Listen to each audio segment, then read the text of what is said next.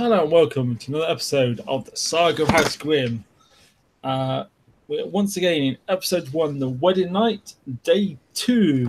After everyone managed to survive the awesome peril of the welcome feast, we set our scene the following morning when people have risen and are going about the hunt upon their house's lands, both to entertain their guests and to hopefully bring back some fresh and high quality meat for the banquet. So I believe Koran is master of hunt. Do you have any particular plans in mind or arrangements? I was going to set it up as kind of a contest. Okay, so how would you like the teams organised, my lord? Shall we have house against house, or old against young, or assigned randomly? Let's assign randomly. I think assigning house versus house would be counterproductive. Well, okay. And so how many teams would you have in mind? 2, 3? 2 should be fine. Okay. Right. So the servants obviously pass instructions around, and they sort of allocate people by should we say, a coin toss. We'll name the teams heads and tails, and you can all roll randomly for which team you end up in, unless you're going to arbitrarily assign yourselves.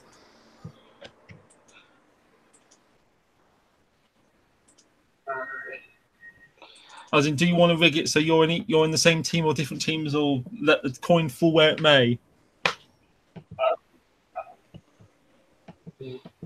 Let's coin. Yeah, I was going to say let the coin fall where it may. Okay, right. Well, you can find a dice roller and roll your D2, or just flip a coin.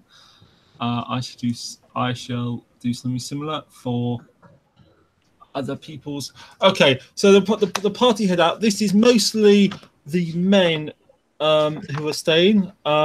So both fathers are going. So Kevin the groom is going. His brother Darren is going along, though you get the vibe he's less into hunting. And various other men and the household knights that both families have brought with them are going along. I think all the women are choosing to stay at the castle. As is the Septon and the Meister that they've also brought with them. We will have a carriage or a cart for Brother Julius, because I don't think he's too old to ride a horse these days. Sure. You won't get a cart very deep into the woods. The plan is to just kind of take him into the eaves, and then we'll set up camp there, and so he can basically stand around the camp. Oh, we're on the same team, Tiger. We're both on team 1. Yay, teams. Team heads. Okay. Yeah. Right. Okay, so you can get your people can certainly set up a camp. They set a bit of a fire going, set up some simple shelters.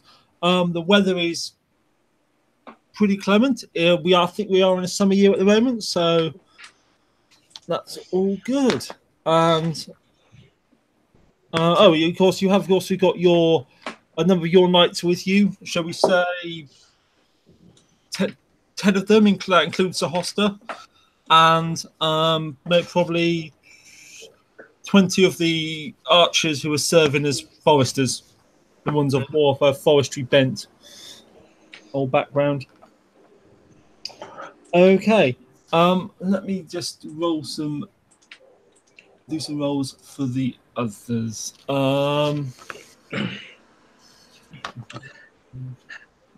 Maester Julius, so I take that after last night, all of your rats were still alive this morning.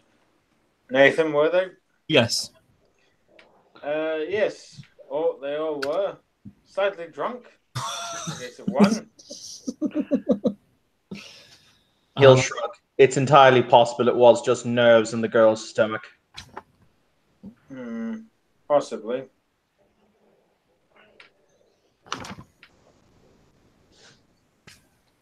But I don't have a great deal of confidence.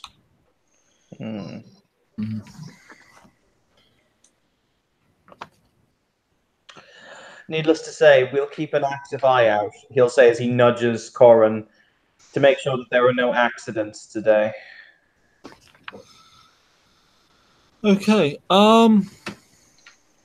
Right. Well, the coin says that both fathers and both brothers and some of the knights end up in the Tails team, and a bunch of the other household knights end up in your team.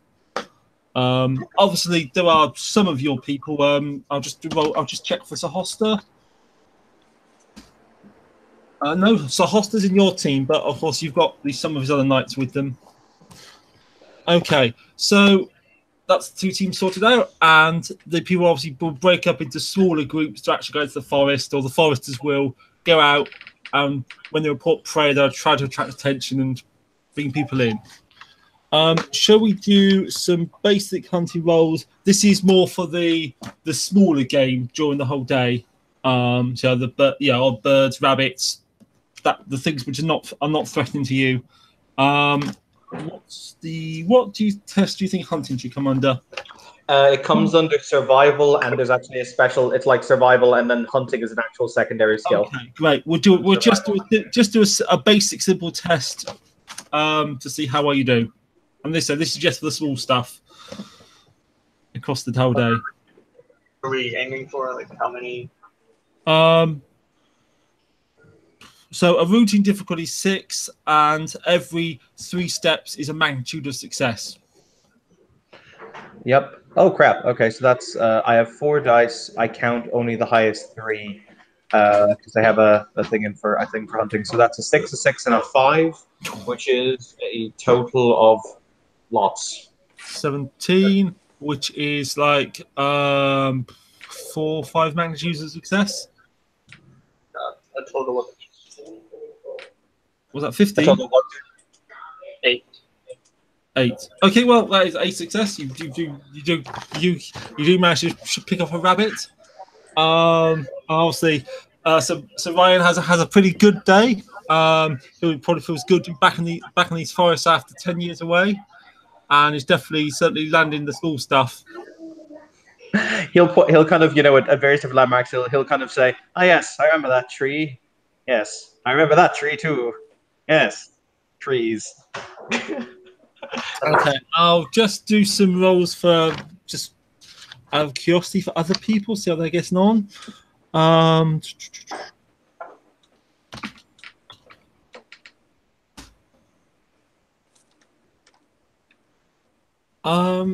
Okay.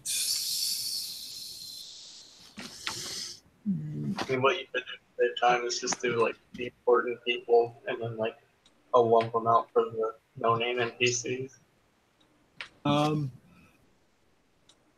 Okay. Right. So the general gossip you get as obviously stuff's come back at the camp during the day. So Kevin the groom has a particularly good day. Rolled a 16. So Nice. Obviously did very well there. And some a few of the more superstitious people, including Roger, said that clearly that's an omen. He's going to have a good marriage.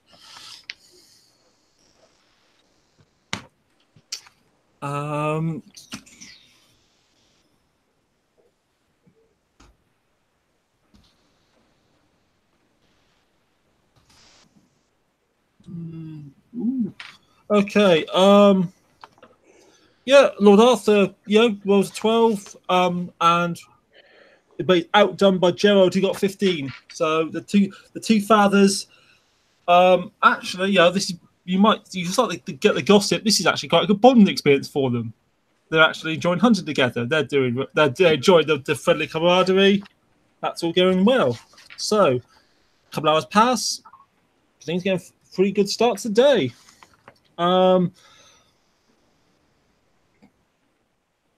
Okay.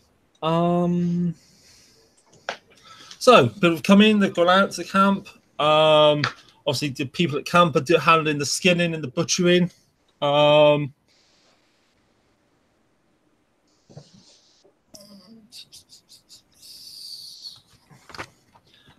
And people going back out for their again to see what else they can catch. Okay, Master Julius. So I assume you're staying in camp. Are you looking to talk with anyone in particular, or just keep an eye out, or? Generally, just keep an eye out. Okay. Do you want to do a notice roll? Yes, just give me a second.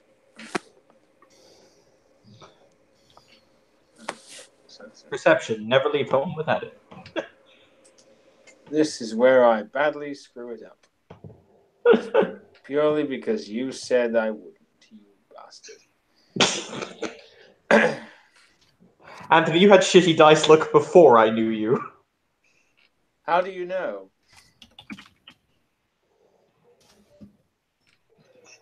So gnosis is awareness, yes? Yep. Okay.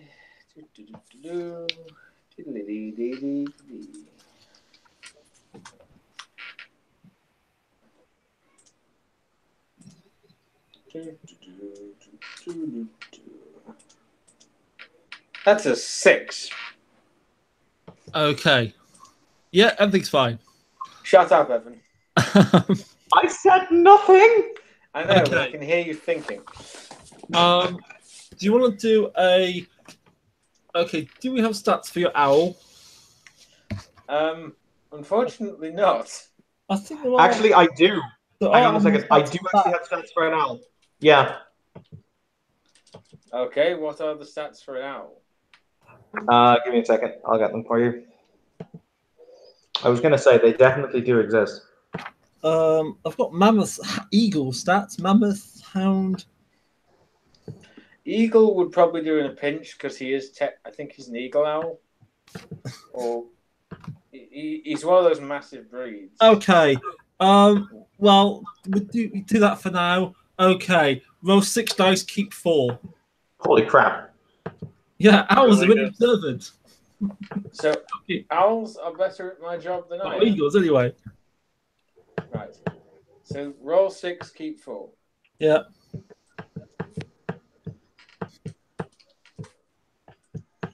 Okay, keep the highest 4, yes? In that Yeah, case, go on then. That's 9, 13, 17. 17. Okay. Yeah. Your owl, who I'm assuming you've taken out on the hunt. Yes, I never leave home without Xerxes. Okay. He's chirps in your ear or twit-twoos in your ear and flies up, circles once, and then flies off away from the camp. It's like sideways relative to home. So it's not particularly a direction the hunters have been going in. Okay. So he's floating off in a different direction. Right.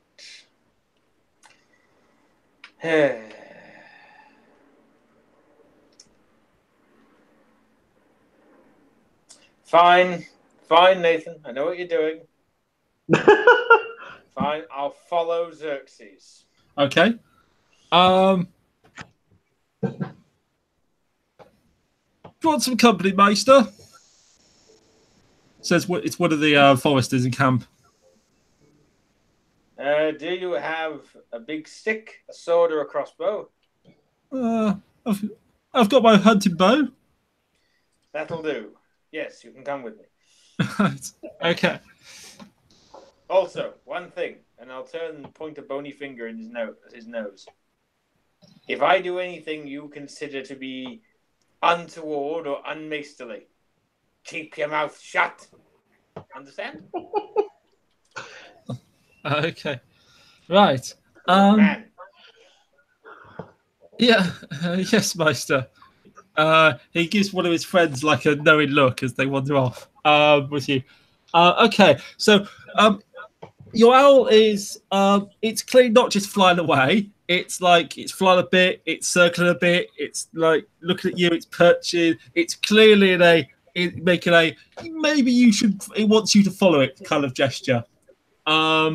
You're going off the beaten track. You go to a sort of thicket of the forest, so it's not easy going. There's bushes. It's overgrown. You see why people didn't want to come this way.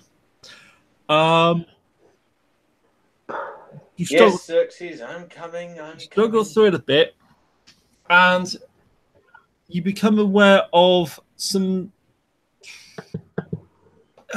It sounds like I don't know. Maybe you're not sure because you're not really an outdoorsy person. Almost like knocking on wood. Ahead, so you can't quite I'm see reasonably it. certain I'm familiar with a woodpecker. It's bigger than that. Okay, so as you say, I'm not an outdoorsy person. To me, it's a fat woodpecker. Okay. I'm just trying to think of in character things how he would rationalize it. So yes, to him, it's a fat woodpecker. Okay. Well, so you're pressing on. Yes. Okay. You struggle through the thorns, and you come out into what seems to be like a small clearing. There's two stags, both impressive beasts, both great big horns and antlers with many points. Their heads are down, and they're engaged. Appear to be engaged in combat. They're locking horns with each other. The sound you heard was the antlers clashed against each other. That doesn't in the least bit sound worrying. That also in the least bit doesn't sound prophetic, but continue. Okay, where is Xerxes? Oh, he's happily perched on a tree over the clearing, looking down at everyone. I'm going to gesture, like do the the crook finger come here gesture. Okay. He flies down and perches on the branch near you. You notice he's staying slightly higher than the stags could reach. Yeah. Xerxes. On the shoulder. Now. He gives you a look. There'll be.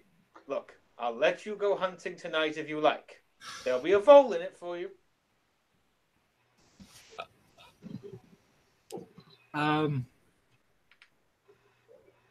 Okay, yeah, he flies down and perches on your shoulder.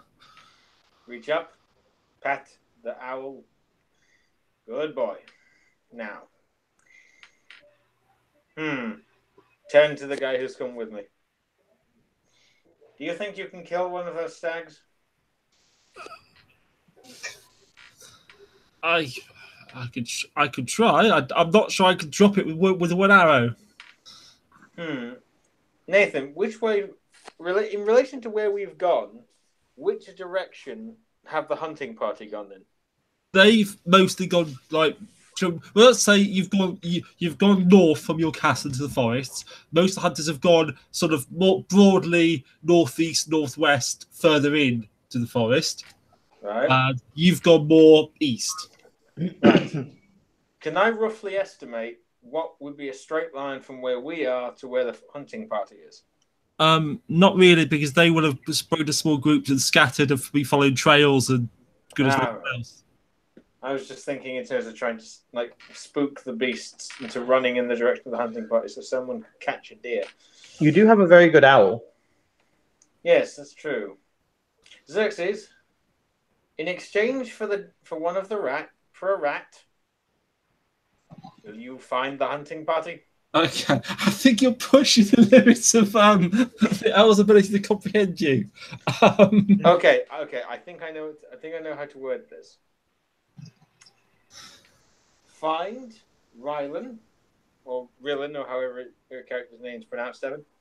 Find Rylan. him, and you'll have a treat. Pat the owl. Okay.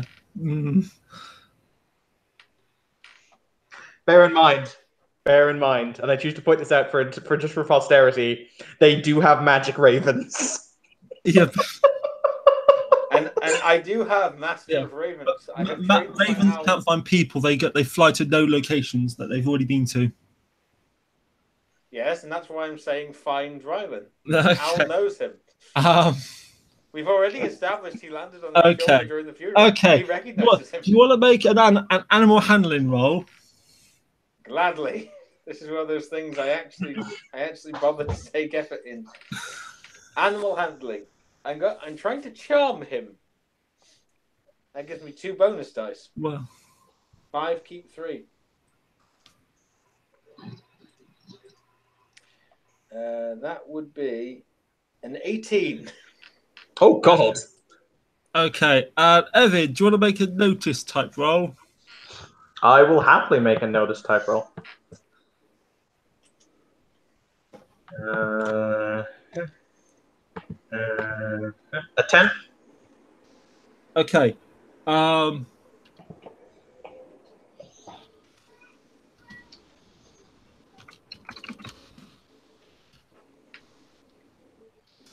Okay, so the owl flies up and it does basically a sweep over the forest, cuckooing. Rylan obviously has been around for a month with the owl, is able to go, it's that owl, and sees it flying over and then fly back towards the Meister. All right. He kind of nudges Corin and is like, owl. Probably investigate. Investigate the owl? Okay. The two of them kind of put spurs to horses at this point. They're like, wait. Okay. Back at the clearing, the forester, Derek turns to you, Julius, and says, Meister, I think we should back away. It's probably not safe to stay here if they notice us. I don't fancy our chances.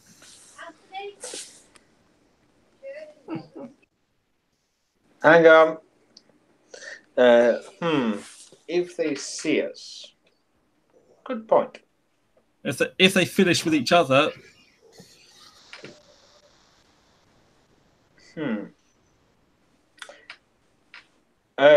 Nathan? Yes. Are there any low-hanging branches? Yes, you could probably find a climbable tree. Okay, go over the climbable tree. Okay. Give me a leg up, man. Give me a leg up, man. I don't know what the climb skill will be. Action, Meister. Okay. Right. Go on then. I don't know. Is there a climb skill? What would that climb come under? Athletics comes under athletics governance. Have a stab at your athletics then. Okay, I'm really bad at this. I fear I'm going to. We'll say it's only diff 6 because you're going to help with it. Right, I have a 50-50 shot of getting this. Action. I got a 9. On 2 dice, I emphasize. Nice. Pretty good. Action, Meister. Sorry, I fucking love that now. Need to write to George Martin, suggest a new book series. I'm better at my job than you thought I'd be. And? Once I'm up the tree.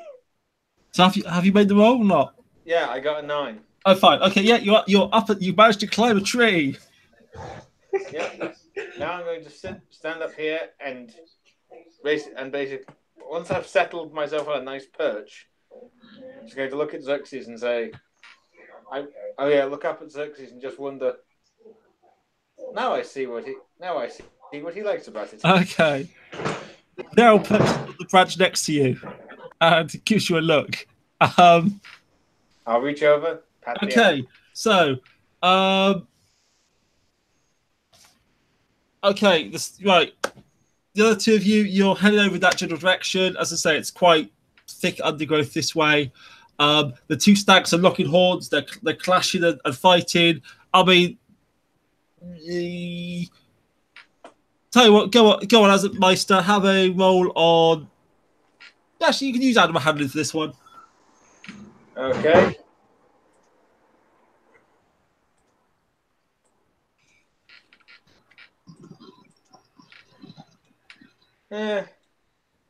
Not so good. That's a 13. Okay. what might be a reasonable reason why two male stags would be fighting? It's obviously mating season, and there's probably a doe somewhere nearby. There you go. Hmm. Okay. You obviously they do eventually get tied out. Neither one gets seriously hurt, but they get the sense that one of them is clearly shown its dominance, and the other is, and they're both looking tired. And one of them is giving up and making a submission gesture, wandering off. Yep. Um, I'm just going to stay perched in my chair, in my branch. Okay. Seat. Okay. You other two, you arrive at the scene. There is a tired-looking stag, who is getting his breath and chewing on some grass.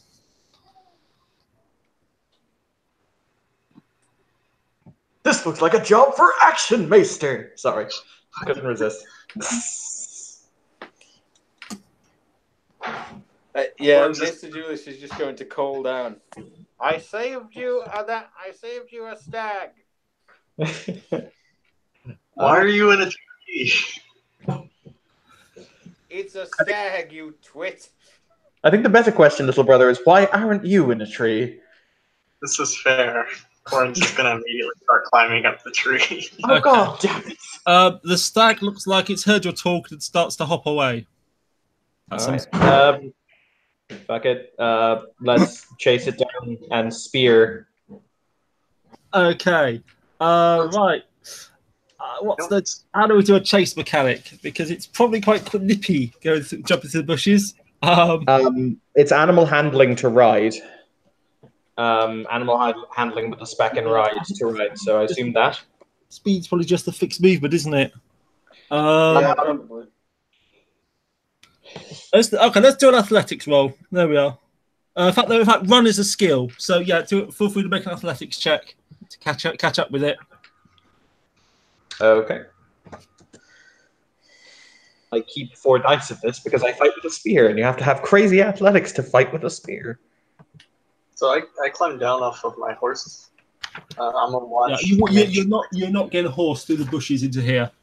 It's holy crap. So I have 5. Oh, you continue, Tiger. Sorry.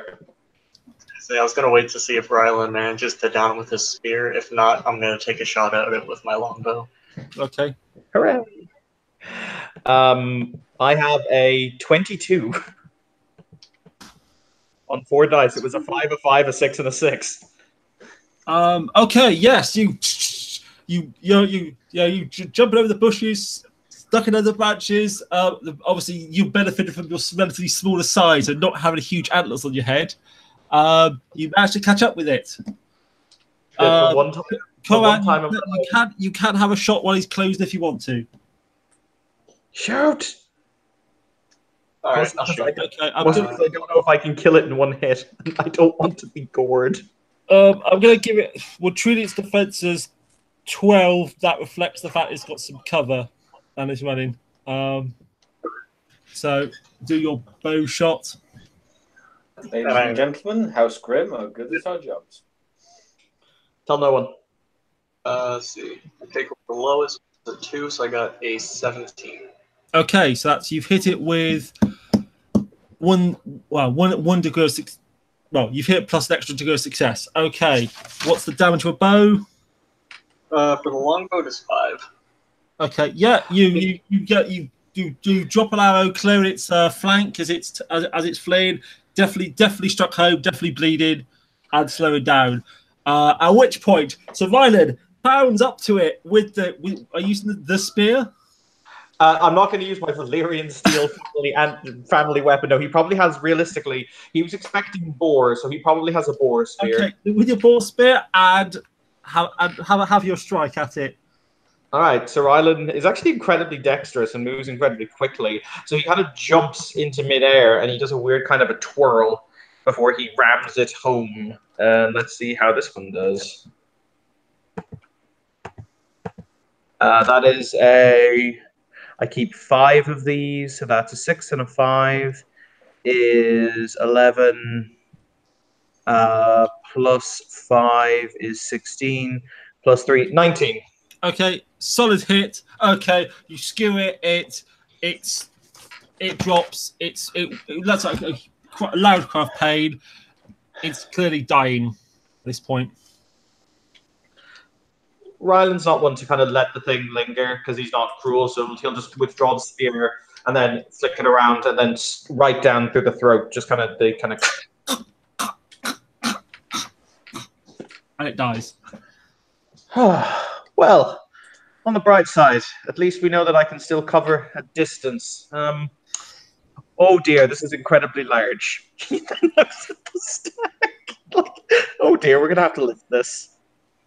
Oh dear. From out of the Wander woods, over. you hear some shouting, "Murder! Murder! Help! Murder!" Oh, Murder? Oh crap. Why must we always do this? Just when I got the deer.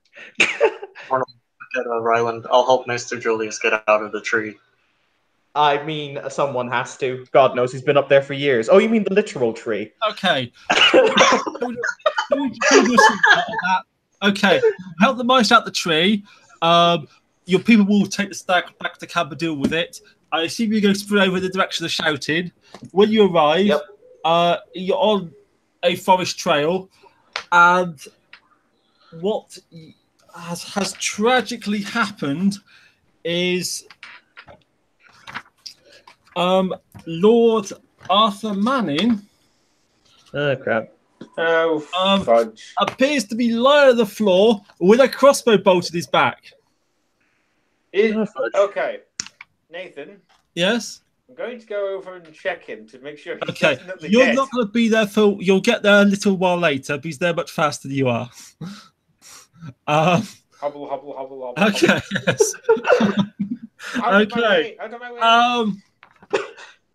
And okay, a little while off, you see a knight standing with his back to you in the forest with a bloodied sword in hand.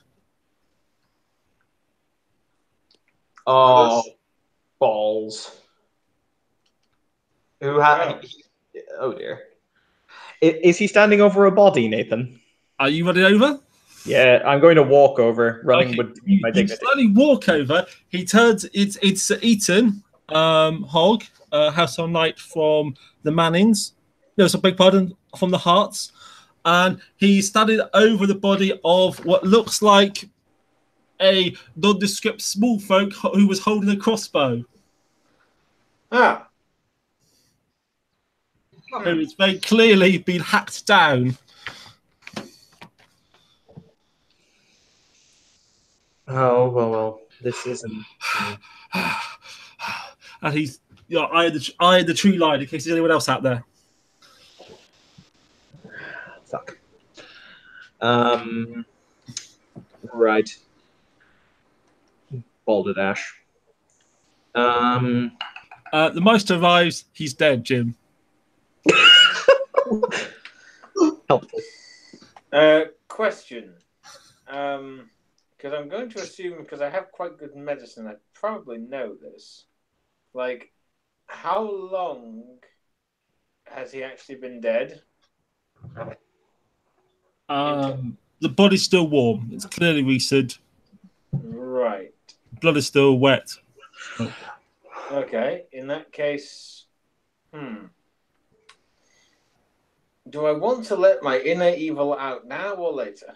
Later. Absolutely. Right, yeah. Okay, various other people obviously running in this general confusion, uproar. Obviously. In that case, I will take out a small you know that pokey stick that they use in the Citadel to like prod people with grayscale. Yes. Take out one of them.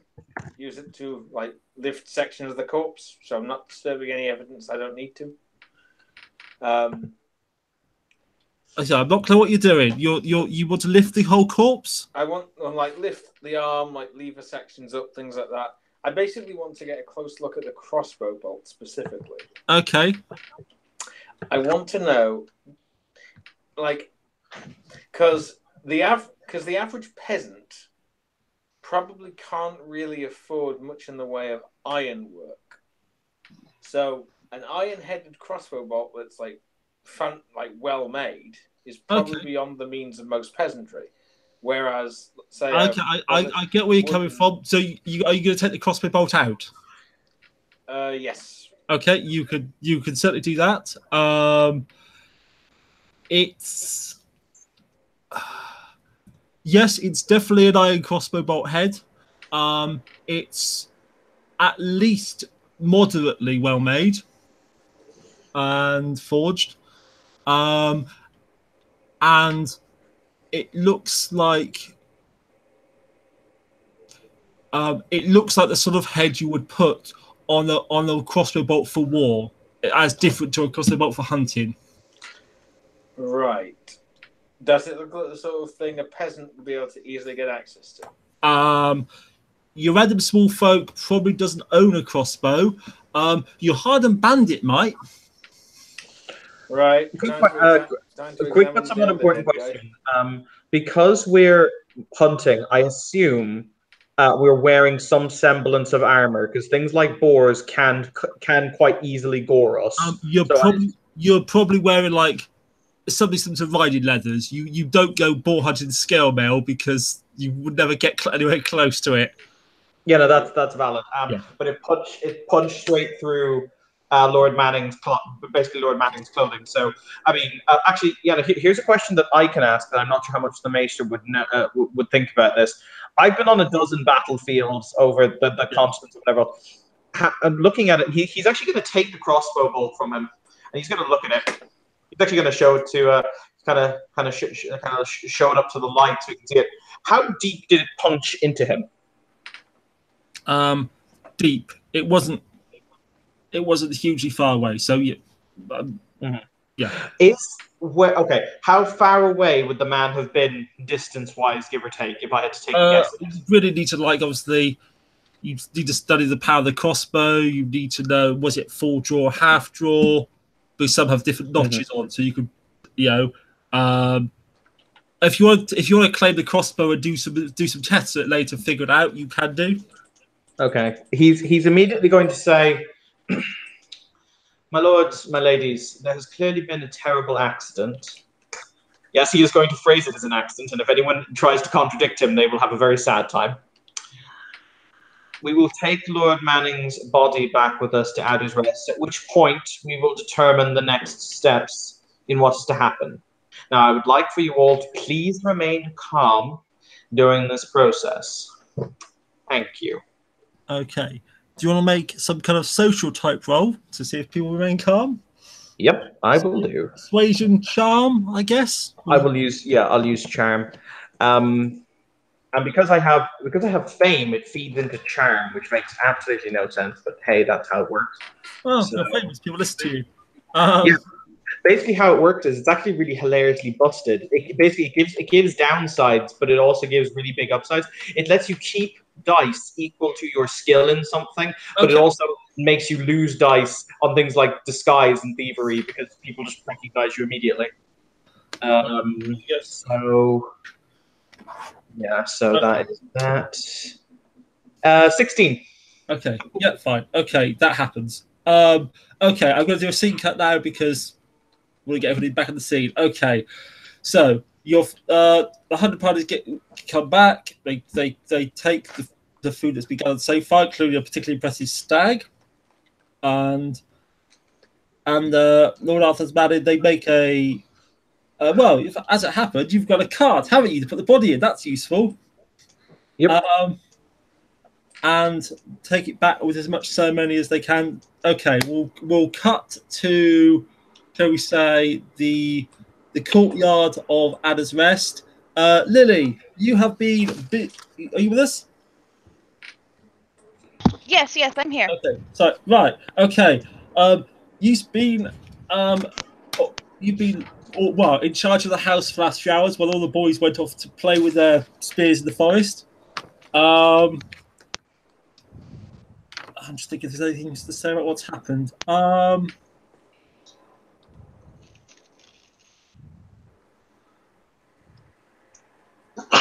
Okay, yes, but no, we'll have a quick scene back while they're away.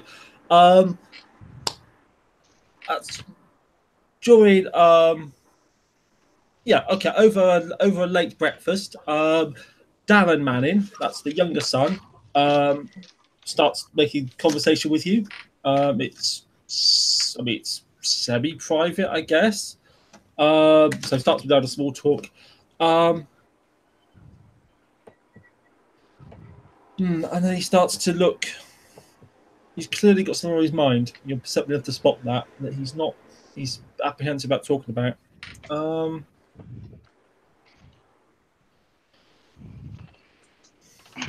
What was your courtship like, Lady Frey? My courtship? Yes. Did your husband sweep you off your feet and profess his love? Oh, no, nothing as dramatic as that.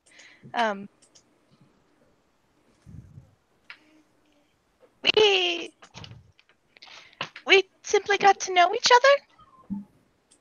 other. Discovered we quite liked each other, actually. Played a lot of, so I forget the name of the chess game, but Lily wouldn't. Yeah, Chavez or something. I'm not sure how to pronounce it, but it's chess, essentially, Yeah. in Westeros. Played a lot of Chavez. Not as good as it as he was, but he was a good sport. Let me win every so often. Do you think that?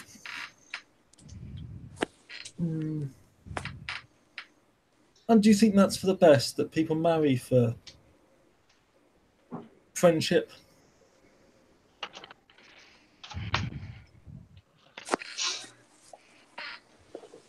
I think it's best that when two people marry, they're committed to the idea that they're building something together, something that neither one wishes to walk away from.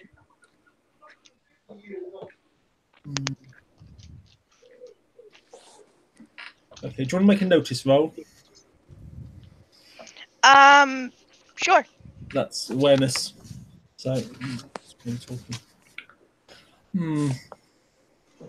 he's looking thoughtful. Obviously, clearly got something on his mind.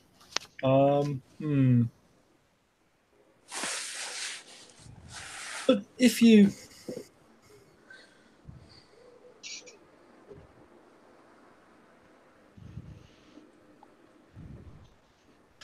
were being friends with, say, your husband, if you as you were getting to know him, if someone had, I don't know, had feelings for you, would you wish them to have told you?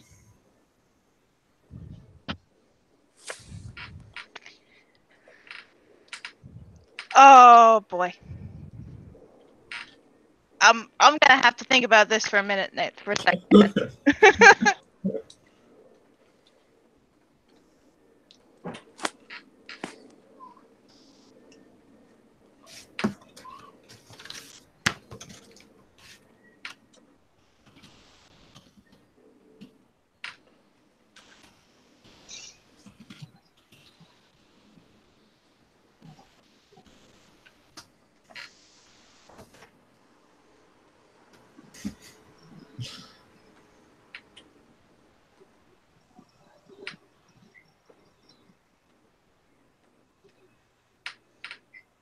Okay. All right. So, Lily will look at this young man. Honestly, I don't know. I'm quite happy with the way my life has turned out. Well, aside from my husband no longer being alive. So I might have been spared some small amount of grief if someone else had told me how they were feeling. Especially if it was someone who I might have responded to something like that from. But if that happened, well, I might not have my daughter.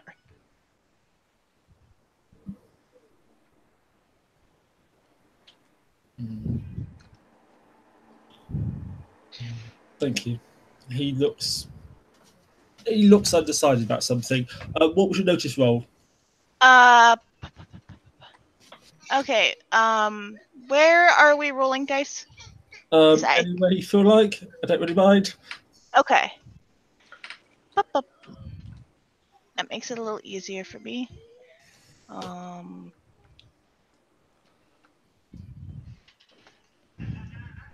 Okay, you said it was. So it's.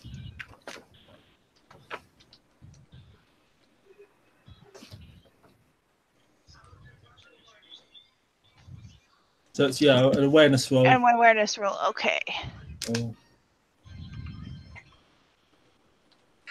With notice as the relevant skill.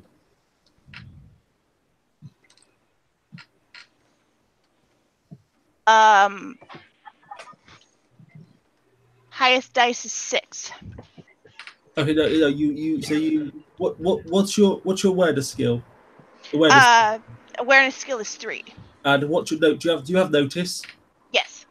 Okay, so you roll dice equal to your awareness plus notice, and you dice equal to your awareness, and add them up. Okay. If you keep the best, however many that is, and add them up. In your case, you keep the best 3. Yeah.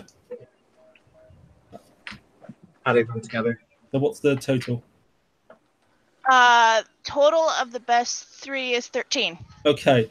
Right. You notice that during that conversation you just had, Darren occasionally glances across the room at Sylvie. Oh boy.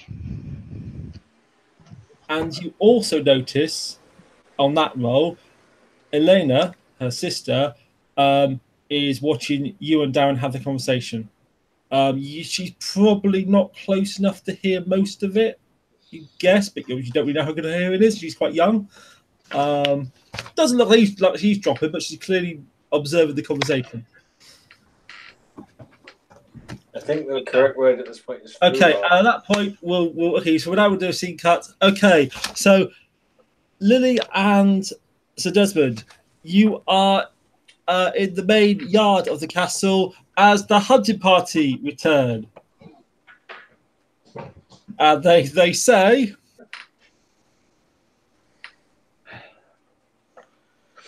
You will kind of see us ride back in. There's all of us are wearing like really long, kind of grim expressions on our faces.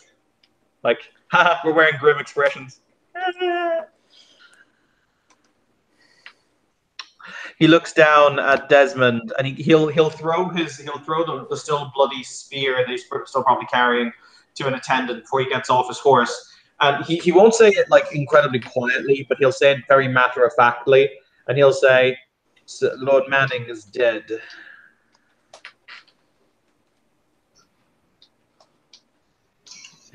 Just really tired looking face. I hate so many things right now.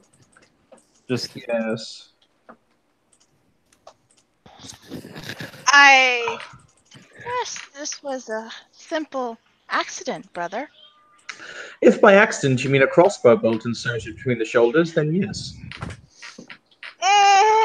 Gods. I go to sleep for one goddamn day. And the guests get murdered. It seemed entirely civil. Everyone was keeping a civil tongue, and not only that, they seemed to be enjoying one another's company. And then all of a sudden, we had just caught the stag. He'll denote the stag that's been taken out of the wagon, and he'll say, "Myself and sorry, Corin, I just caught the stag." And then all of a sudden, people start screaming about murder.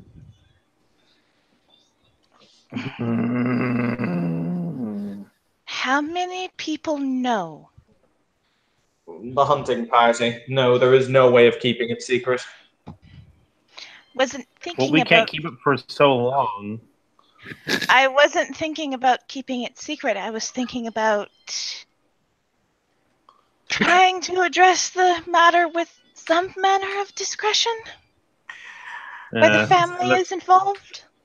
That's probably the best. Realistically, it is more than likely better that they're told via their own retainers and people who have known them for many years without us blundering into their business until such time as they want answers. And when they come asking us for answers, I damn well want to give them answers.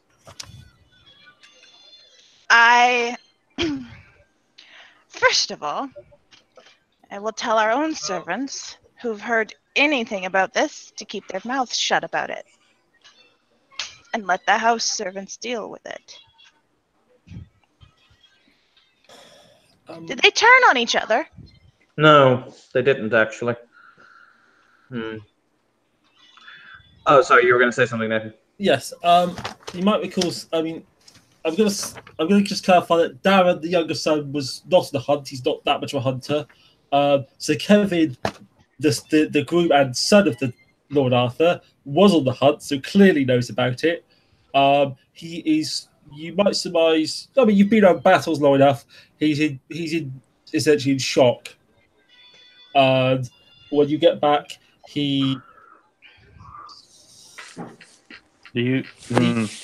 says, I'm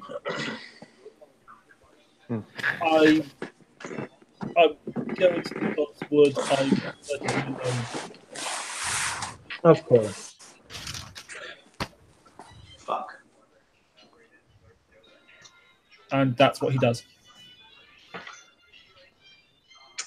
Right. Do you think it's possible that our dear Maester can possibly do what he says he's trying to do? No. I mean, I feel like these words need to be said out loud. Could it hurt? Give me time. Give me time. Okay, well, you have 15 minutes. Is that enough? Probably not. Then no. Shut up, both of you. Obviously, That's fair. Commotion is also attracted to your return. All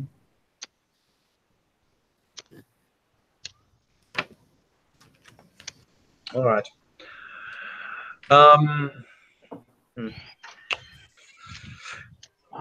Maester Julius, I want you to go and I want you to take the Bob. Actually, no. He looks at Sir Desmond and he'll look at the pair of them, and he'll say, "Maester Julius, I want you to take the body, and I want you to make sure. I want you to see if there's anything else that we can learn from it, anything else that can be identified." He then looks at Desmond. I want to make sure you don't let him fuck it up. That's fair. Yeah. It's not that he'll fuck it up. It's that it'll suddenly vanish and replace with a different man. Also, we have the body of the supposed killer, Maester Julius. Can you look over that one as well, please? I can certainly attempt to. Good. I have a theory. Now, this is going to be an interesting one. Where are you having this conversation? Probably off to the side in the courtyard, rather quietly and hush-hush. Okay. He'll look at Corin and he'll say, "Corin, you're a much better archer than I am. So, you and I are going to go and test a theory as to exactly how good a shot this crossbowman was. Because that might answer a few questions." Very well. Right. If we are needed, we will obviously be there to give condolences to the family, etc. However, I suspect they will more than likely come to us as opposed to us coming to them. Did you bring something back? There are hungry people who do need to be fed. Oh yes, food was brought aplenty, I assure you. That's not the problem. Okay. Catelyn and her staff are coming out and taking the food off to the kitchens to be further dealt with. At least the skin in the butchery was done in the forest. But she will certainly see about the cooking, and she will berate any servants who idle around with their mouths open or start gossiping. Mm-hmm.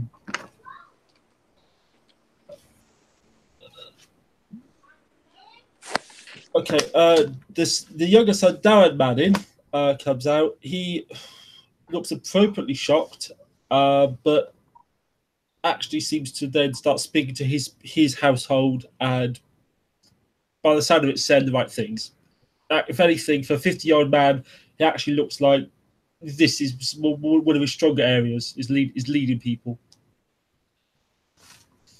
And as for you, sister, I leave probably the most important task to you, because we'll give them a few hours to come to an acclimatization to acclimatize themselves to the new state of the new state of play. At which point we need to ascertain if they wish this event to go ahead or not, and if not, then we need to make arrangements for them to leave peacefully.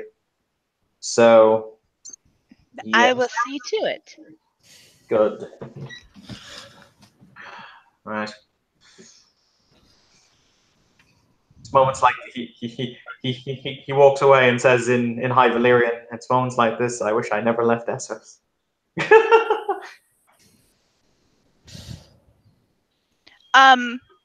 Nathan. Yes. Lily is going to approach Caitlin. Okay. Yes. Kind of pull her aside and whisper to her. Yes, lady. Caitlin, are there dishes you can prepare that would be appropriate to serve both at a wedding and for a dinner where people are grieving? She thinks. I mean, most of the wedding dishes are already prepared. I'll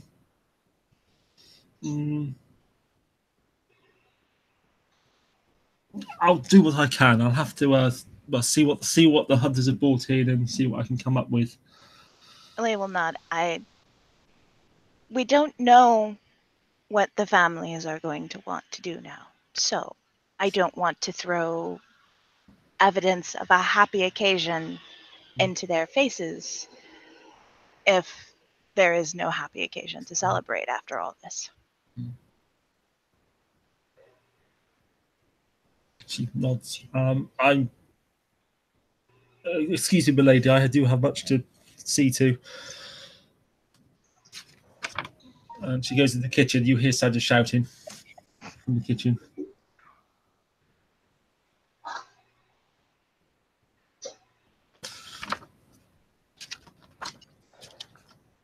Okay.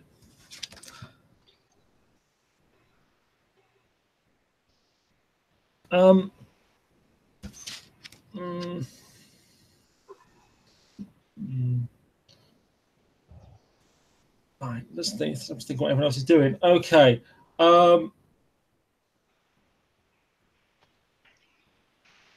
Master Houndan, that's from House Manning, comes up to random first person fight Koran.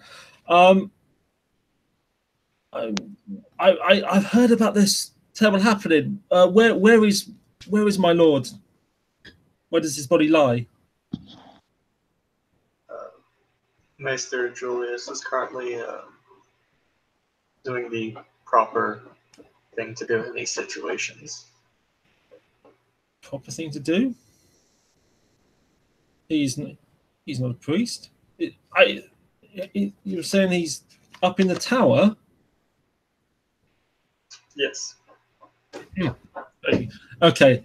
Master Hamden, hurries up to your tower. Julius, what are you actually doing to him?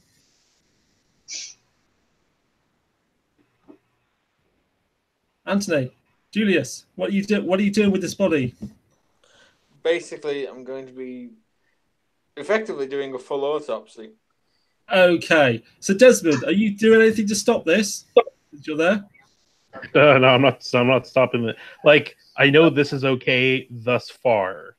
From what I've gathered. Actually, no. You very much know that cutting open a dead body is definitely not okay in the eyes of most people. No, what I mean is, as far as what he does, and again, as I've gathered, this is fine. Fine, okay. He's not doing anything ghastly yet. If he starts putting stuff in jars for later is when I get concerned. Right. Yeah, I'm mainly working at like what was the extent of the inward damage? Okay, yeah, okay. Are there any indications in the organs of like previous poison damage? Things okay, like that? You're studying the wound. You're not like cutting him open. Yeah, well, that's the thing.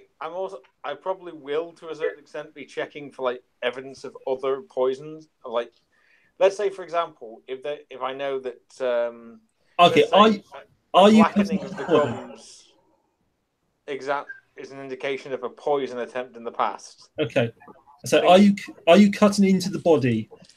You're not poking the wound. Not if I don't need to.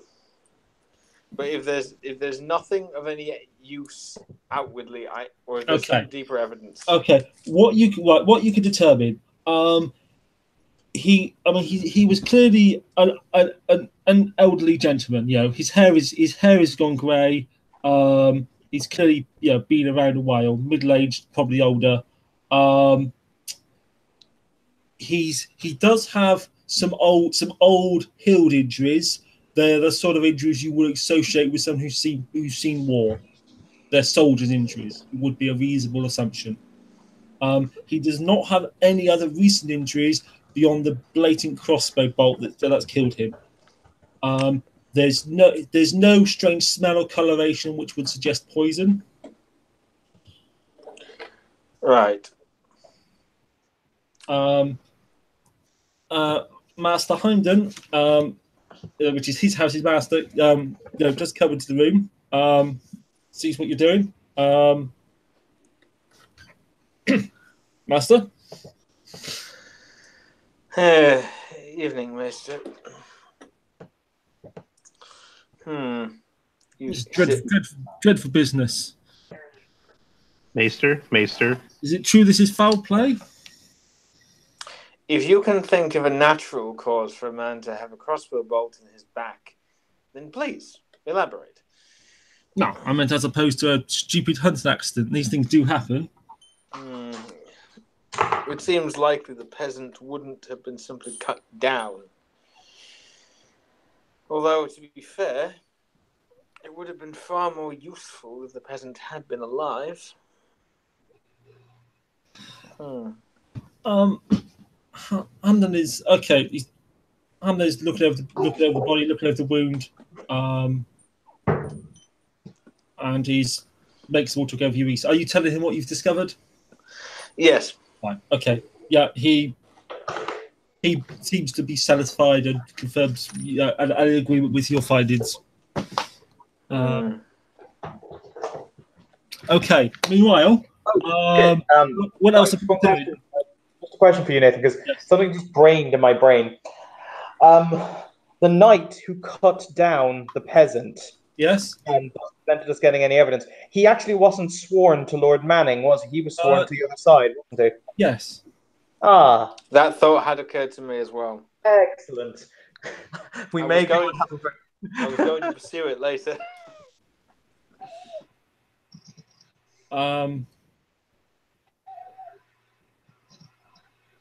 Okay, right.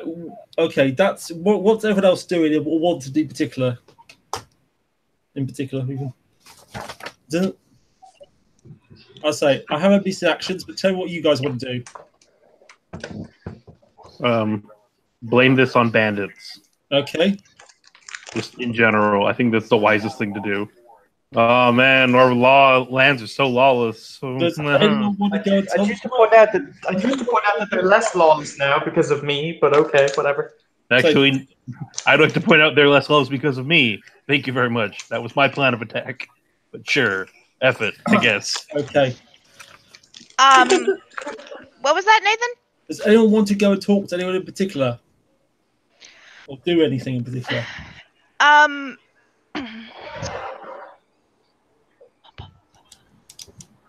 Or keep watching anyone in particular. I think.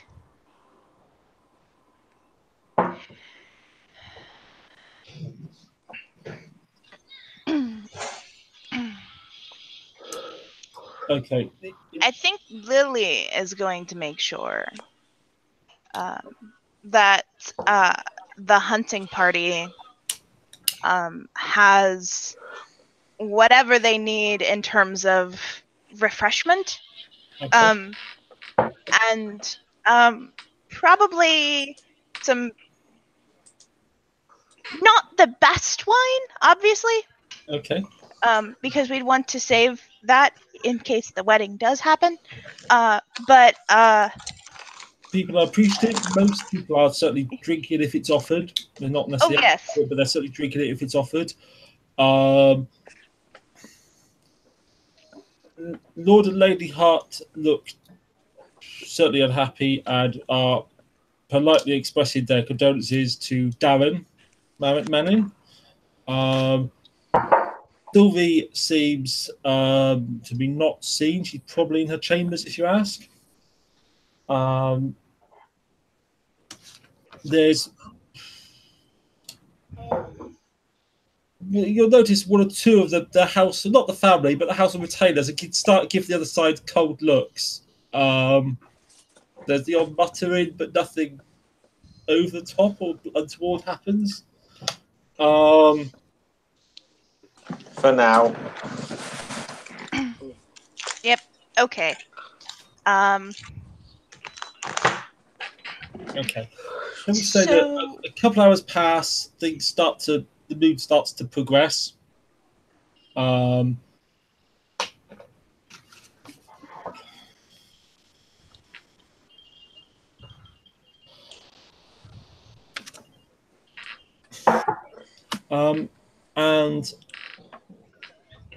unless you're going to organise anything else, the servants say that Sir Kevin would like to meet with yourselves and Lord and Lady Hart in the Godswood.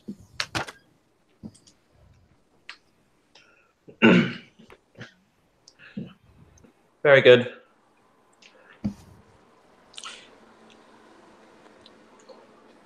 Were you able to find anything of interest, Maester Julius?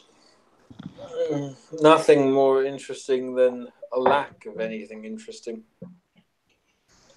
There doesn't appear to be any evidence of prior poisoning or any other attempts on the man's life in the last, 5-10 years? Sir Desmond, I've got a question for you. Hi, my lord.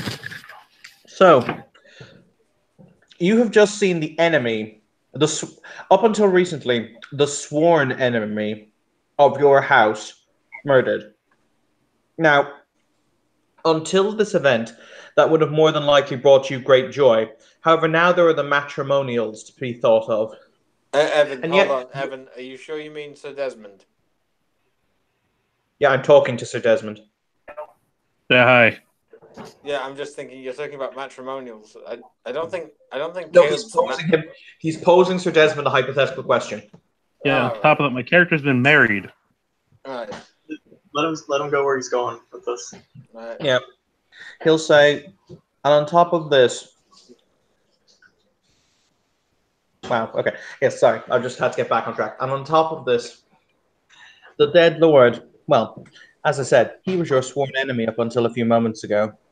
And yet you're the one who so viciously cut down his killer that you were, I would go so far as to say, unhinged in the moments after the death strike. So, we have postulation. Is this all just a cunning ruse, an act, a mask, in order to It could hide be. the fact that you would hire the killer all along and, well, dead men tell no tales? It's very likely. I still maintain, privately, whatever happens, we blame this on bandits, because whoever's doing this is likely in some way going to use this as a means of leverage over the other family, or a means of getting this wedding to stop or be dissolved. So if it's some other third party, it just was happenstance, and nobody could be technically mad at anybody.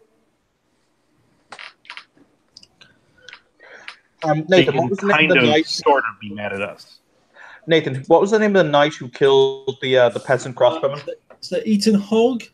If someone wants to do a roll on, I think it's probably breeding. You can see if you know anything about his family. I'll make that roll.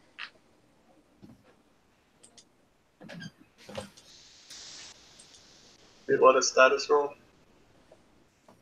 Yeah, whatever that comes under. I guess it's I guess status. A 14.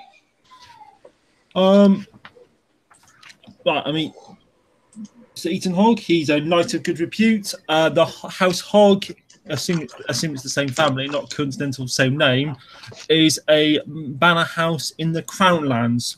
Again, of perfectly good standing. They're not a particularly powerful house, but there's nothing. They don't have a particularly unsavory reputation. You would think he's probably in line for the house, but you're not sure if he's like the heir or another son or exactly what he is. But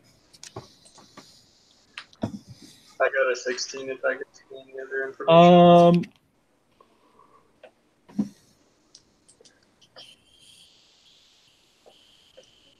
I'm also going to make the roll since okay. I know.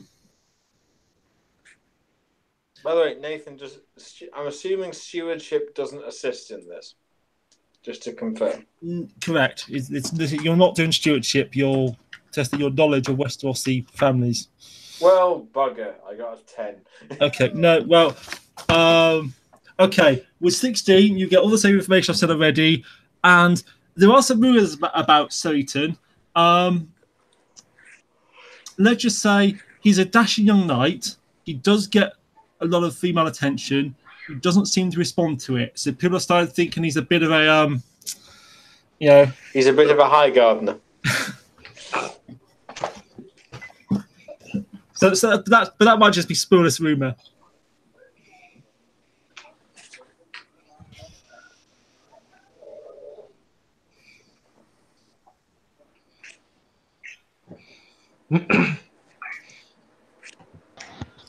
Brother.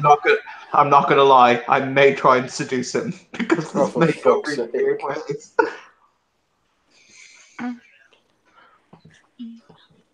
Just the smile on Tiger's face there made it all better.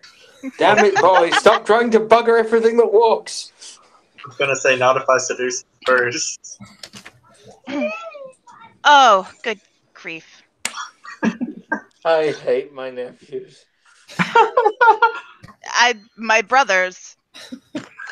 Okay, all three of my nieces and nephews go. Whoever gets them.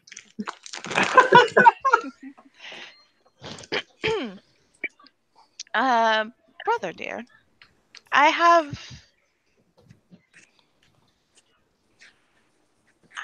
think this is something most of the children want to happen.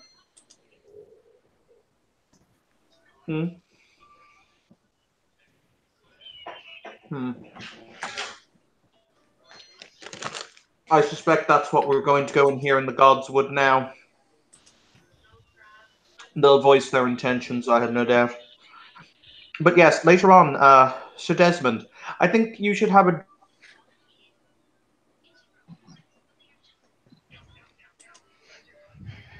I shall... What? He was saying you should do something. Yeah. Yeah, if that's all, Nathan, I think we shall soon change to the Godswood. Okay, so... Wait. What am I doing? I didn't hear what you said. Yeah. You cut out. I said you should go and have a drink with Sir Hogg. You know I'm as persuasive as my mace, right? Fine, I will go and have a drink with Sir Hogg. Good God. Okay, right. Well, that could come afterwards. Right, scene cut. We're in the Godswood. It's as you left it. The weirwood tree looks outwards with its empty eyes. There's a faint depression in the ground. Looks like Sir Kevin's been sitting or kneeling in front of it, but is now currently standing. He hasn't changed. He's still in his riding leathers from the hunt. Standing. Also arriving at the same time you do is the elderly Lord Gerald and Lady Ella Hart, father and mother of the bride.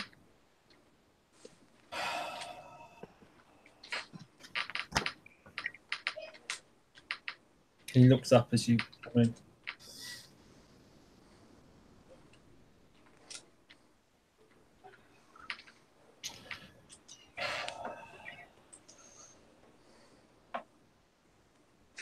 Can anyone here tell me what happened with any certainty? In all honesty, you'd have to ask Sir Hogg for that information. He was the one who I most recall being near to your father when it was we happened to part when it was the shout ran up. That I will do, but not right now. We must decide what is now to happen today. I am now Lord of House Manning. I have a brother, but beyond that, the future of my house is now in jeopardy. It has no other heirs beyond him. Marriage would help with some of that. It was clearly my father's wish that we end the conflict which has dogged his whole life and unite our houses. And if there is peril against my house, that is more reason to secure an heir, not less.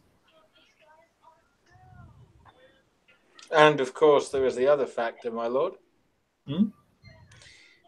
Well, your father wanted peace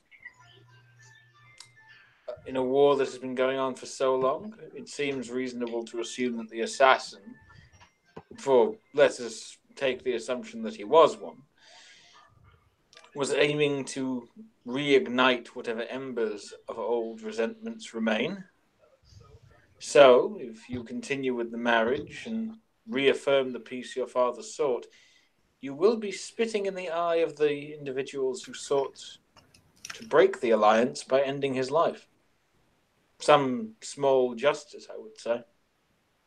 And, that also, quite possible this was simply just a poacher in the woods. That is a possibility, but my lord, I wonder, because it obviously could take some time for a suitable heir to be produced, what sort of man is your younger brother?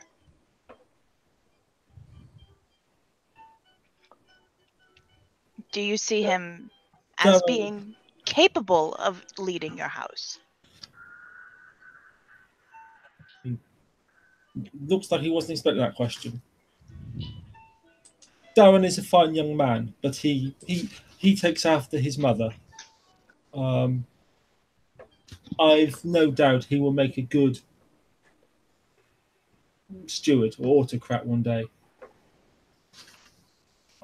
He does not have the makings of a knight, if that is what you mean. But not every man does.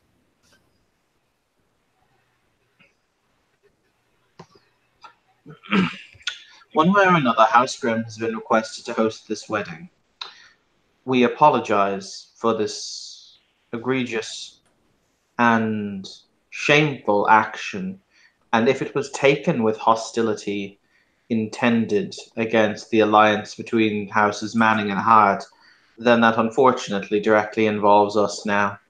So we shall hope, and I pray to the old gods and the new, that these matters may be settled. However, with this marriage, there is still the possibility of peace.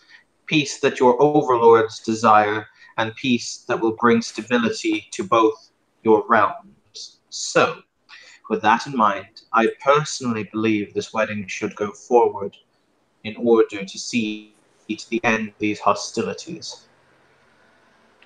Okay. He nods to Grimm little words. He turns to his house's meister to ask what his father would have wanted. Master Hamden responds that he's confident Arthur would want it to go ahead. So Kevin turns back to you.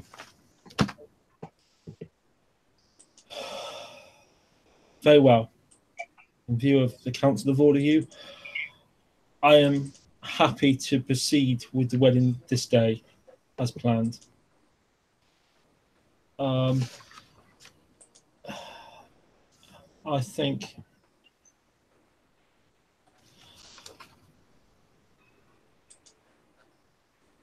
I will retire to my chambers to change and prepare, and I will be at the appointed place at the appointed time. I gather it is to be the main hall. Yes, my lord. Very good.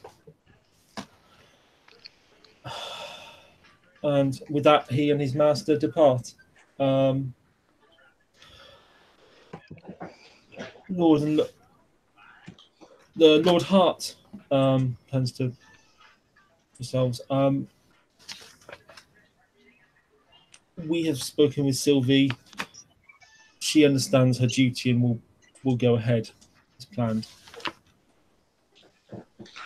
Let us try and bring some small happiness back to this day. Indeed. We have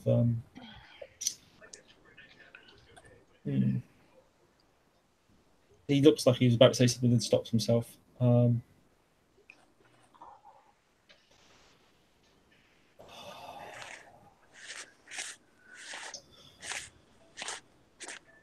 I trust that you are a man of honor, Lord Hart.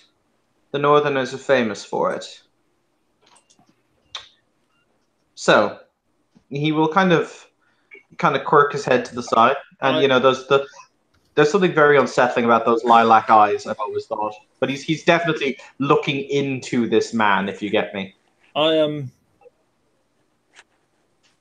a world-weary man who has buried too many sons.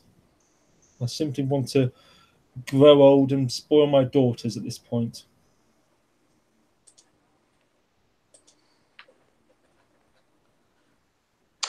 Weird question. I'm not exactly sure what role it is. Does he seem genuine? Make a roll. I'm trying to say not. I'm trying not to use notice every single time. If there's something else we can think of, I think in order to check if it's somebody's trying to lie, I think it's cunning to detect lying, because I think deception is to lie, cunning is to detect lying. Cunning, cleverness. Cleverness is more knowledge. Puzzle solving. I mean, admittedly, that's there's decipher, but then that's writings. Yeah, cunning adds intrigue, defense. Use awareness. It has that. Use awareness. Empathy's under awareness. Oh, is that a thing? Okay, cool. Oh yes. Okay, an empathy test under awareness. Yeah, good spot. Yeah, it's an empathy roll. Okay, so that's 4d6. Give me just a second.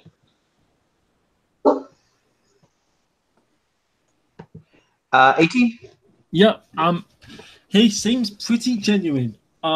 He is generally an old warhorse. You'll notice he does have a bad hip.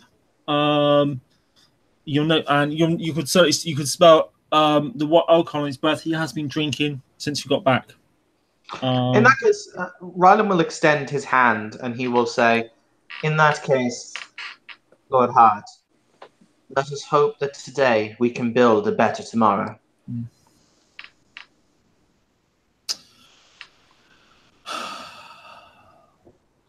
I fear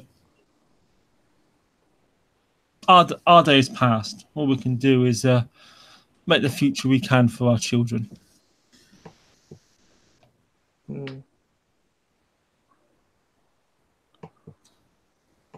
And with that, he and his good lady go off to speak to their daughters. Okay, you're left alone in the Godswood if you want to say anything among yourselves, or we can cut to the next scene. Lily will turn to Rylan. I believe there is a possibility The new Lord's younger brother does not want this wedding to happen. But I don't know that he would go to such lengths to try and disturb it. I don't believe that well, obviously, one father is dead, and that man had no lie in his eyes. If there is some manipulations or machinations here, it is the children who are placing the pieces on the board. So, the question is why? Who gains?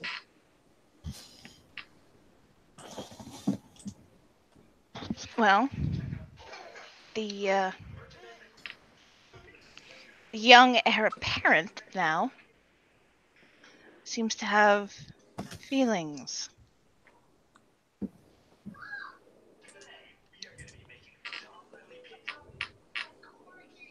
For the bride.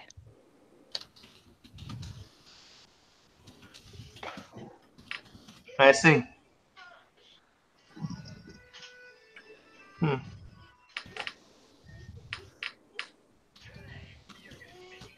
Though I don't see how killing his father gives him any benefit in that situation.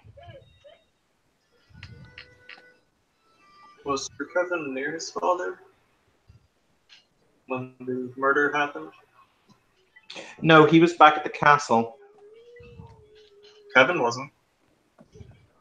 Kevin was a part of the hunting party. Oh, yes, he was, wasn't he? Yeah, that was his younger brother who wasn't. Yes. How long did it take for Kevin to arrive at the body, or was he already there when we found it, Nathan? He was there when you arrived. Bear in mind, you had to get through the thick thorn bushes from where you were to where the body was. Mm-hmm. If I ask one of our own household knights, was he there on the scene, or did he arrive later? He arrived. He arrived shortly after the hue and cry went up, my lord. Well, that's also a question. Do we know if he is specifically from our hold? Was he somebody hired from outside? Like, he's not he's not one of your household servants. You can't really tell whether he's like a local man or a northerner, because I mean your local small folk are also of First Men descent. By and large. I mean, like, we only have our castle and a town, right?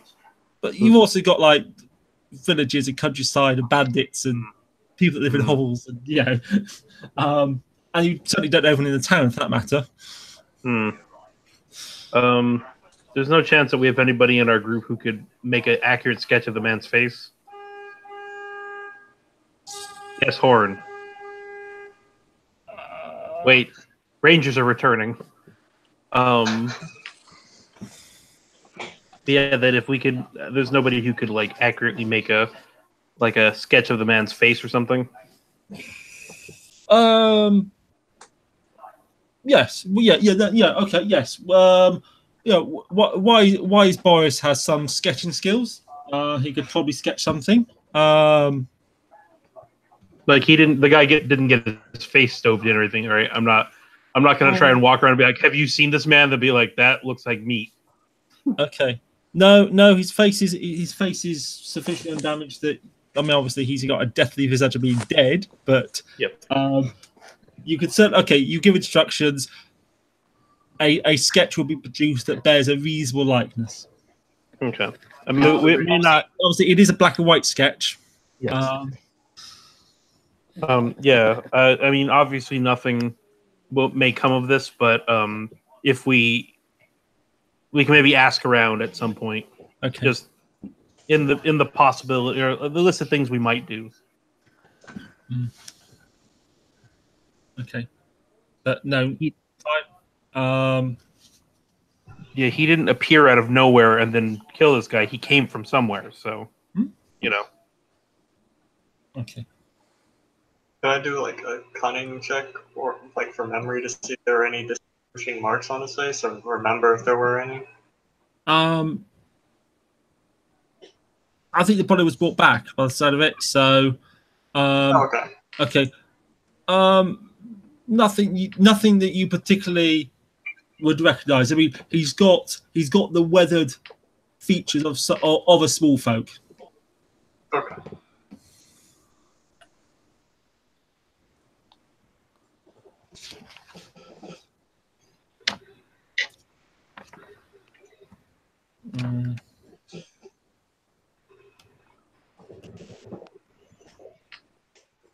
Okay. So time is passing across the day. Obviously, the ceremony is still planned. Does anyone want to do anything in particular before we get to the ceremony?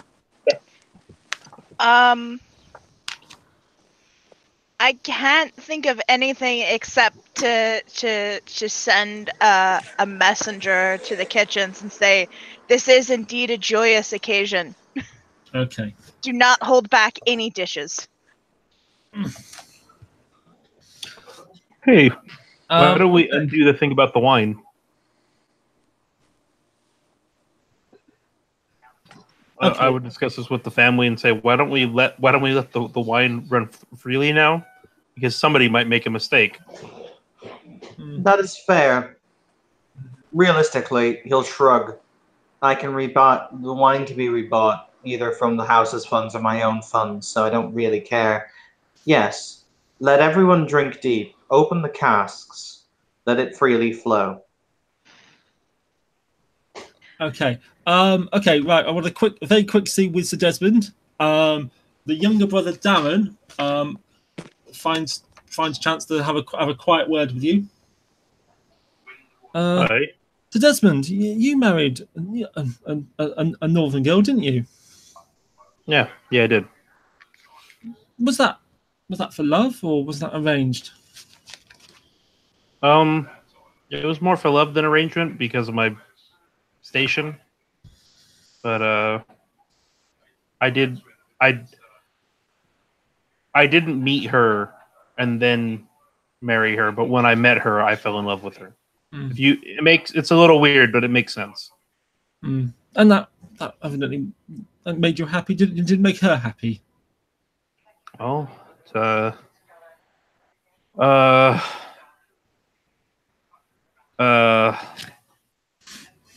I hope so. I was happy while it lasted. And sorry if this is difficult for you. We can talk about something else if this isn't a good time. Never is gonna be a good time for this. So, what do you want, boy? Advice from someone that's seen more of the world than I have. Okay. Well, what are you asking? And he kind of like stop like he like, what do you want? You're trying to look for a question. You're trying to look for an answer to ease yourself. What question are you asking me?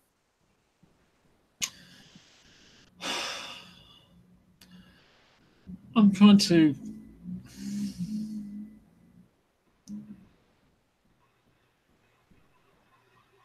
decide what to do about something. I'm trying to decide if it's for the best to. Well, when one sees someone that one is in love with, whether one should act on those feelings or bury them. All right. If it's what I think it is, and I won't say it out loud, your family is what comes first. If you do something that would be massively detrimental to your family, probably don't do it. That's how wars happen. That's how people die. That's how you and your soon-to-be paramour spend the rest of your life together, the next 3 seconds right before you're taken to the chopping block. Do you think we should put our family before our own feelings? I think that's what we all do, isn't it? But what if What if a lot of things, anything can happen in this life, but the only thing you have to rely on is family. Love, yeah, it's pretty nice. But the fact of the matter is, I'm guessing because it's you asking me, and again, you're looking for an answer, and I'm not telling you what you're looking for. I'm sorry for that. I'm sorry if I have to be the shot of cold water in the morning, but I'll tell you the truth. It gets easier from everything I know. Okay, do you want to make a convince roll? That'll be under persuasion. Technically, no. I can't. For the record, if you want, you can spend a destiny point or a fate point, which gives you an extra rolled and kept dice in this particular thing. That's true. If I didn't have Furious. Oh, crap. I have to intimidate. Oh, crap. Oh, crap. Yeah. This is why certain people in this It kind of works the way involved in persuasive can- events. okay. You could try and intimidate him. Okay. As I said, it makes sense the way he's been talking to him, as far as I've been getting more and more short and like angry about it. But I was wondering how bad this was going to be, and here is my answer. Very, very bad. Probably not. I'm not like incredibly stupid. I think on. I'm just going to say make one roll. We're not Kills really into the full intrigue system. Just make one roll and we'll move on. That's still persuasion, right? Yeah. I think. Yeah, Yes. So it doesn't. Okay, it didn't change my dice pool at all. So we're fine. It's just that now it comes off as prickish. So it's a 2d6. 8. 3 to 5. Fine. Okay, he goes away.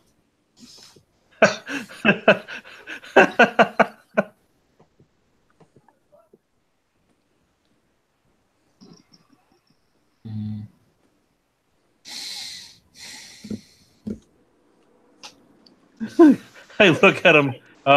Young love, so dumb.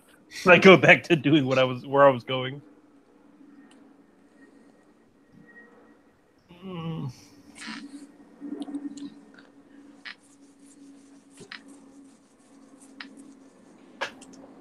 Okay.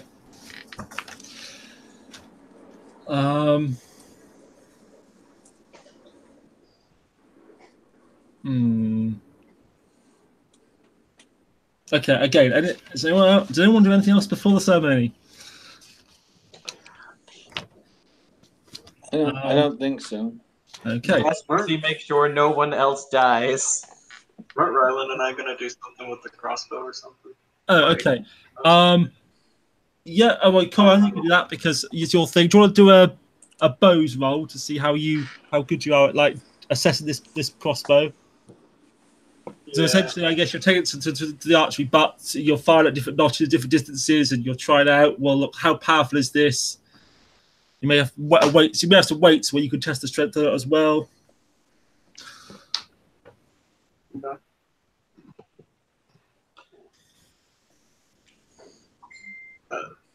They want me to do like marksmanship? Yeah.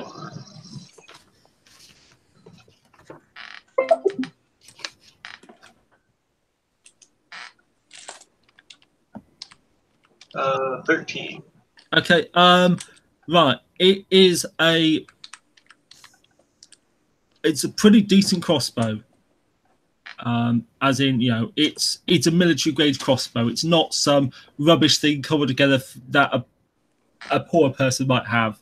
The bolt is iron, and it's again at least above average quality. In fact, now you can actually clean it off and take a good look at it. The crossbow bolt is actually castle forged. It's been made by a professional blacksmith, you'd say, from the quality. The power is consistent, such that the sort of range between the body and the other dead body that you found earlier, at full draw, this would certainly kill someone. Certainly an old man who wasn't wearing proper armor. But even However, if, like, Even if a random peasant on a crossbow, it definitely would not be this. Though that does raise an interesting question, Tiger, because so consider the guy is standing there, he shoots. What is your immediate reaction when you see that you've hit your target? Get the fuck out of there. Exactly. And he was killed where he stood. Yeah. If your assessment is right, he didn't move. Or he may have moved like a few paces, not like, you know. Another important question, Nathan, because we saw the body. Yes. What way was he facing when he died? Was he facing towards, or was he facing as if he was running with his back to him?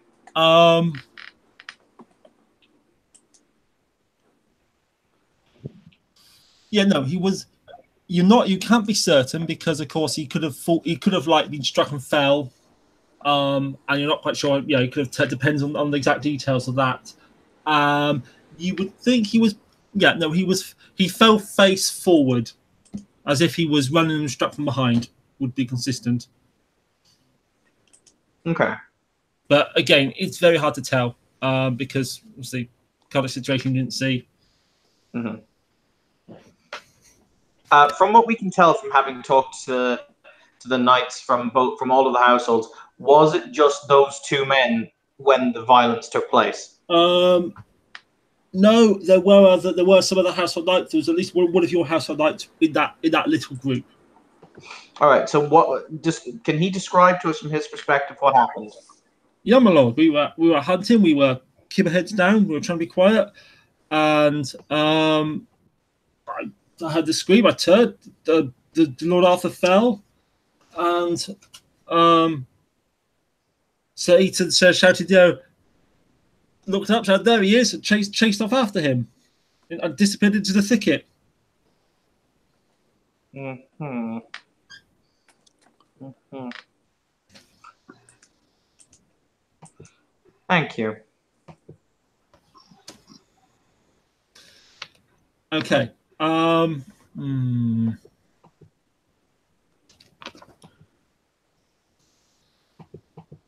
Okay.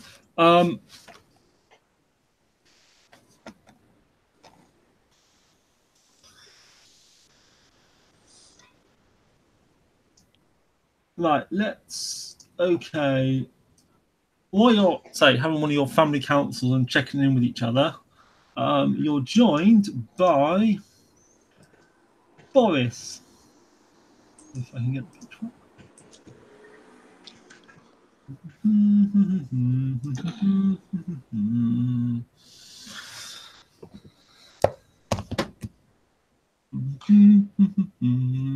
What can we do for you, Boris? I don't know. What can you do for me?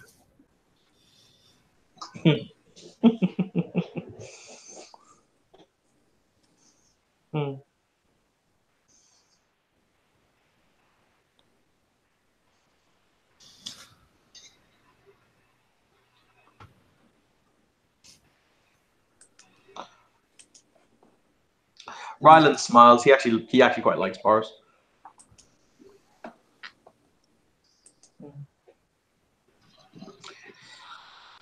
Why is it that misery always seems to come to roost at the most inappropriate of times, Boris?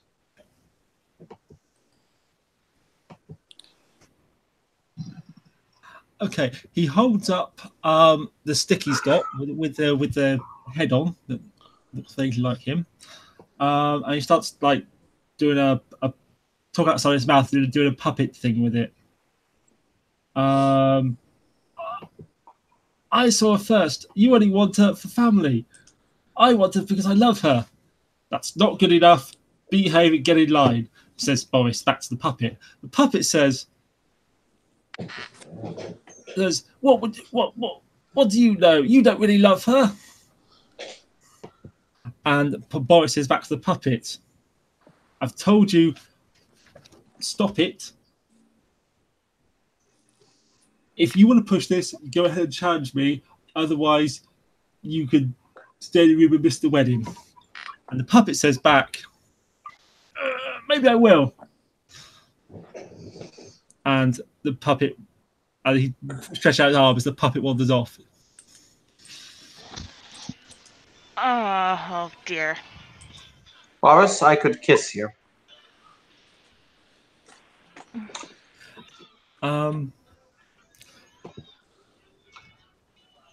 The puppet, he then calls our back in as the puppet comes back over to him, and he and the puppet start banging heads together. Oh, crap.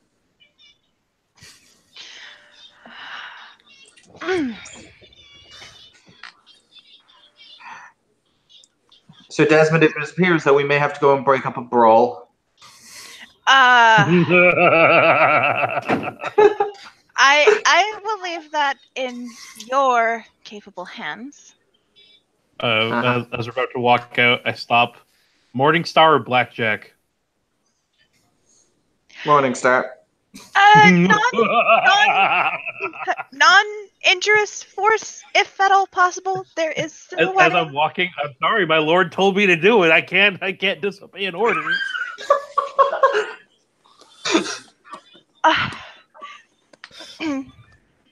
Oh no, I can't hear you anymore. This castle's so echoey. You know what? Lily is going to stop herself from running after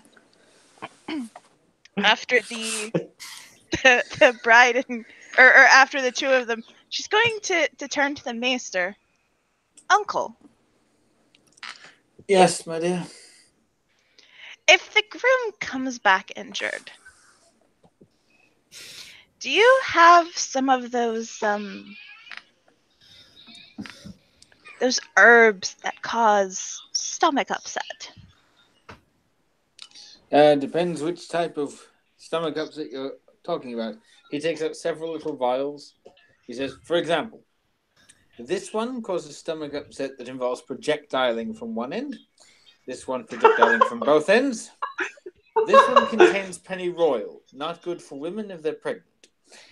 Hint, hint. This one, well, I'm not entirely sure what it does, but when I fed it to the rats, well, I didn't think rats could burst, but apparently they can. Well, not the one that made the rats burst. And not the pennyroyal? Not the pennyroyal. Right. I just want something to make my dear family regret the decision to injure the groom on the night of his wedding. Should he come back injured? He takes out the one that causes projectiling from both ends. Remember, Thank my you. dear, that bottle is 5 doses. Right, so Desmond, you head over there. There's not a brawl in progress. You find, well, you get told to Kevin is in his room. One of the servants says, "Yeah, I heard some quarreling going on," and you find Darren is sat on a stairway sulking. He does not look hurt. Dang it. Oh, by the way, myself and Caleb went. We were expecting violence and fisticuffs. Okay. I would encourage violence. He's quietly sulking by himself. You can poke him or not as you see fit. Well, a long face. He kind of looks at him. He kind of looks down. He says, he looks at Desmond. He says, "Is this the one you were talking about? Who was melancholy over the etc.?" I think so. Excellent. Right. Make up your mind, kid.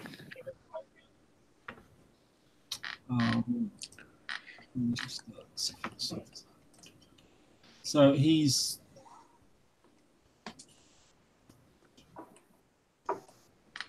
Darren is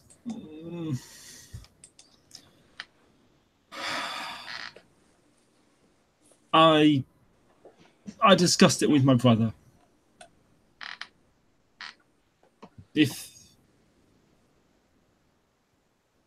If I had a chance of beating him, I would challenge him for his bride. But he is a few years on me, and he is a sworn and anointed knight, and I am not. I'm just going to point this out. Not that I would do it, but it's not like I'm one of the greatest knights in the Seven Kingdoms standing right here. Cough. Half offended. I would point out Technically, two of the greatest knights in 17s are standing right here. So, knights, would one of you stand as my champion? Graham! Just let bust out laughing. I can't stress it enough. No.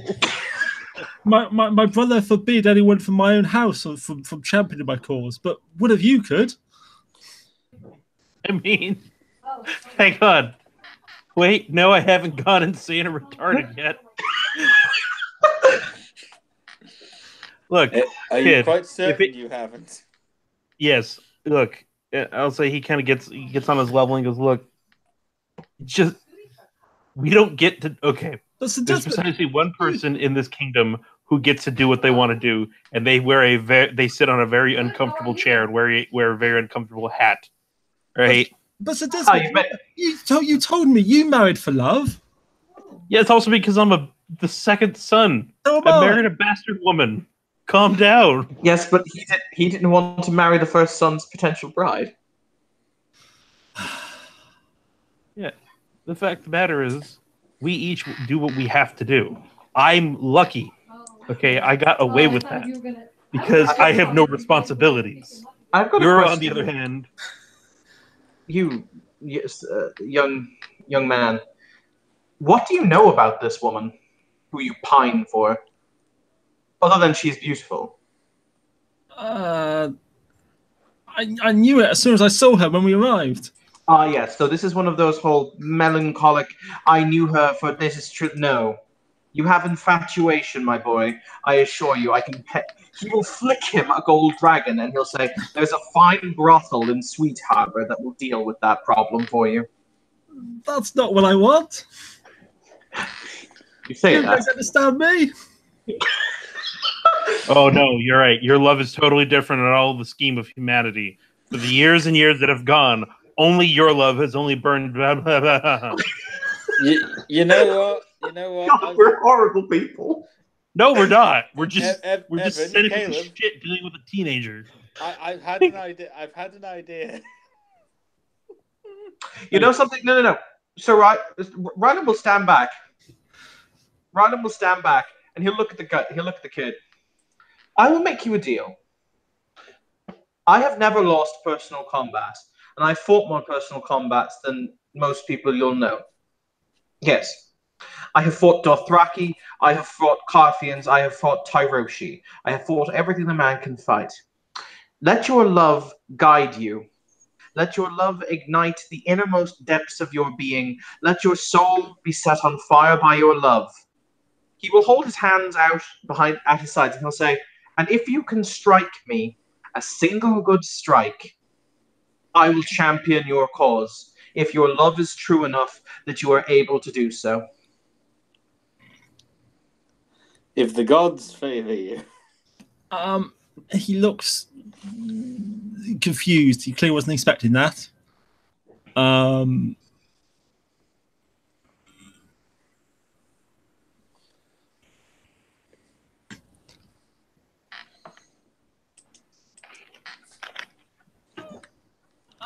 He appears to be stuck in decision paralysis. Look. If your love is true, if your love is all that there is, there's nothing to fear. You will simply strike me, and then I will walk upstairs and challenge your brother on your behalf. Prove to me your love is real. Yeah, that's he'll say, yeah, that's actually a pretty good way to put it. No, wait, stakes. You do get to hit him back. Is this some kind of game? Oh my god, you're too dumb to live. He stomps off. He stomps off in the direction of the Godswood. Yeah. Nathan. Yes. I have an idea. May I try something? Go on. Okay. Let's say I've managed to I've gone after them, followed the boy. No, losing you, Anthony. I followed the boy. Okay. What's the boy's name again? Darren. And is it Lord Darren or Sir Darren or what? No, he's not. Definitely not a sir. He is just Darren. All right. Just Darren. Right. I'll walk over to him. I assume he looks quite miserable. Yes, his heart is torn. Darren, my boy, do you mind if I sit here in the Godswood? You don't mind some old company, do you? He gives a non-committal shrug. Thank you. Yeah, sits down slowly. You'd be amazed how wearying all this has been. My old bones can't take it. So, is it true what my lord and his household think then?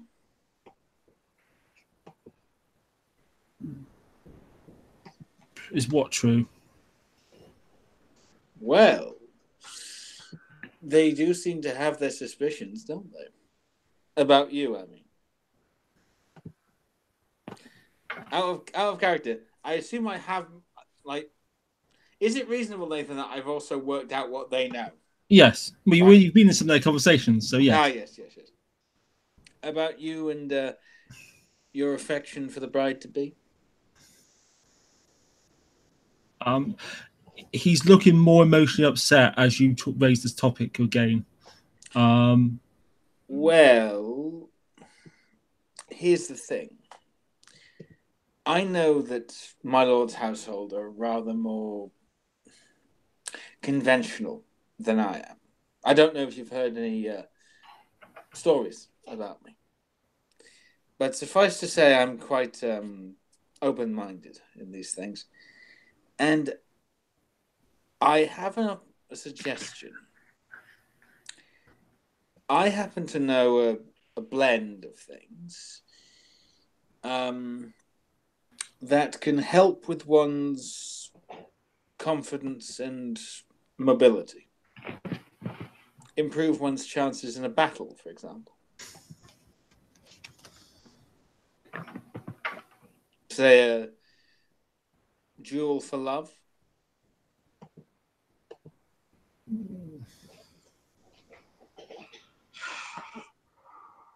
In effect, Nathan, he's basically saying, "I'm going Yeah, to." okay. I get what you're saying. He's just thinking how to react to that.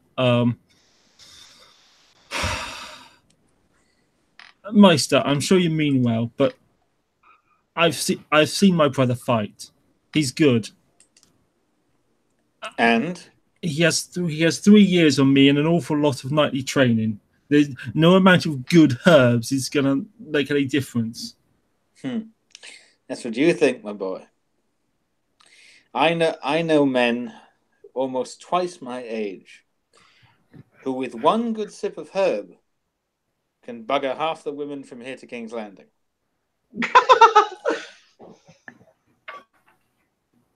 Believe me, herbs have Really? power. And besides, I'm right in thinking that Jaime Lannister was younger than the Mad King when he slew him. Young men can kill older. Not 3 years older. Have you ever tried? No, I've never killed a man. Then you don't know. Okay, Anthony, do you want to make a persuasion roll? Yep. Let's see. What would be the persuasion for this? Because you might need a good roll because various people have already rolled to talk him out of this. yeah, I have deception, bluff. I also have... that'll do fine.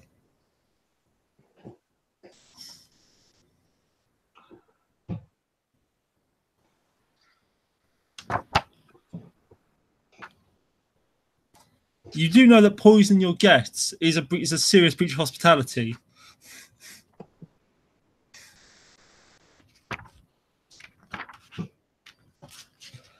Look, go ahead and roll.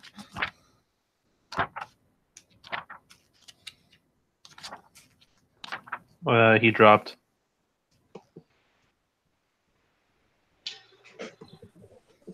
Sorry about that. Just got a phone call. Sure. Right, just give me a second. I'm going to have to disappear shortly, apparently. I'm being called for something else, so I'll make these rolls and do this. Okay. Where are you off to? Having to help my auntie. Okay. Yeah, Right. just make this roll. Or... Yeah, that it's not a very good roll, I fear. Do destiny points allow? Then again. Yeah, spending them allows you a reroll. Right. Okay, I'll spend it. I've only got the one. So yeah, no, there's a difference between spending and burning. I assume you're just spending. Yeah, spending it. Okay, that's a lot better. That's a total of 17. Okay. That's more than you got earlier, wasn't it, Desmond? On your roll. Yeah, that was mine was an 8.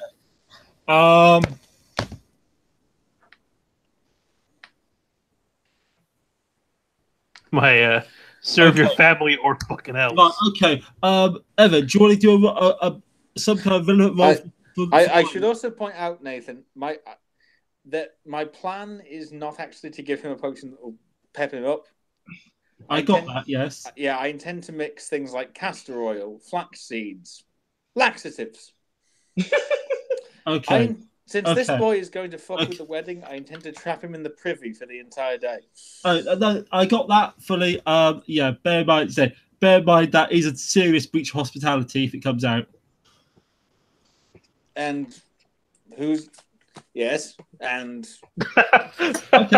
it's a breach of hospitality, but I'm just going to say the boy was complaining of melancholy and he reacted badly. I can only apologize. Okay. You've rolled a 17. I need Evan. I need Rylan to make a roll for his persuasion that he did earlier, and we'll see who wins out. Rylan rolls a 19. Okay. Damn. So, based on that, he stays true to the earlier persuasion and does not want a challenge, so does not accept your good herbs. He doesn't take the good weed. Okay, on that note, we'll move on to the ceremony.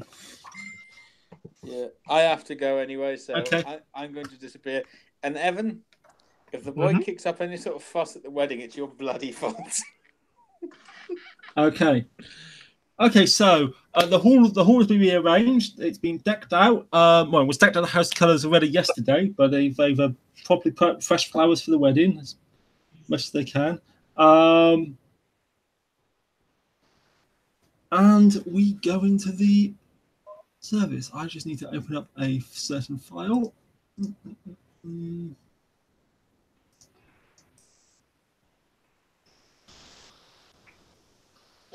Okay, and people are coming in. Both households are bride and groom on one side, bride on the other. There's the Septum Moore is looking as usual self at the end. You'll remember the Septum from yesterday. And one other thing. He's already gone. Okay. I'm going to say the Meister has started off because a Raven has just arrived. And he's decided to go rush off to attend to it like he normally does. Was a Raven always going to arrive, or is this just a way of getting Anthony out of the scene? I'm not going to comment. Okay. So, if I can just get this. Right. So there's some singing of some hymns to the seven. One family sing quite I think it's the bride's family sing quite well. The groom's family don't really know this one so well because they follow the old gods, but are doing their best to sing along.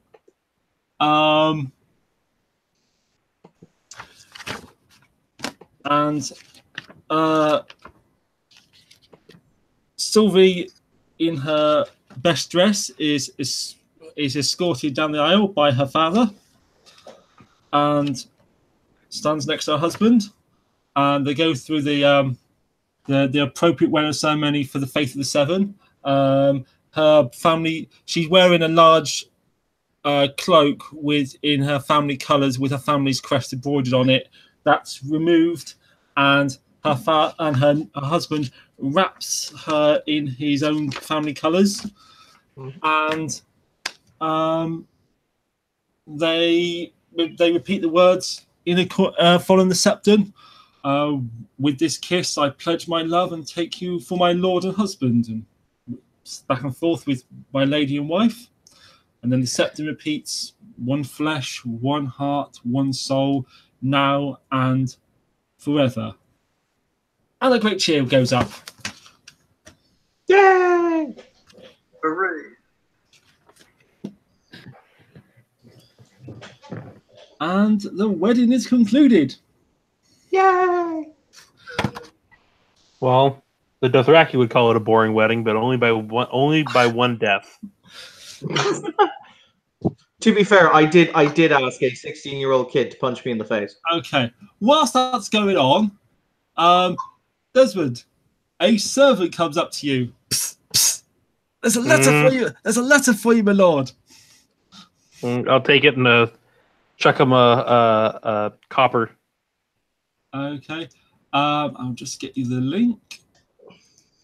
Hey.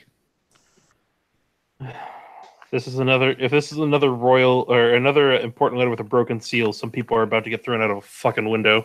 I'll have to ask Anthony whether the seal's broken or not.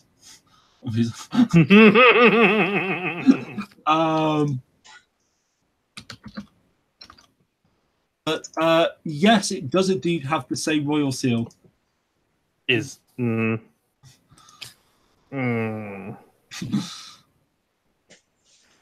My assumption is also that it will be that the seal is broken. Okay. Yeah, I've pinged you that link on Facebook, so feel free to read the letter in your own time. Okay. So, the main ceremony complete. The hall gets rearranged for the great wedding feast. So, as with the welcome, there's the high table. There's the two tables down each side. Now the families are they're not sitting on each table; they're intermingling. And the kitchen staff bring out the food. There's roasted squibs stuffed with dried fruits and toasted breadcrumbs.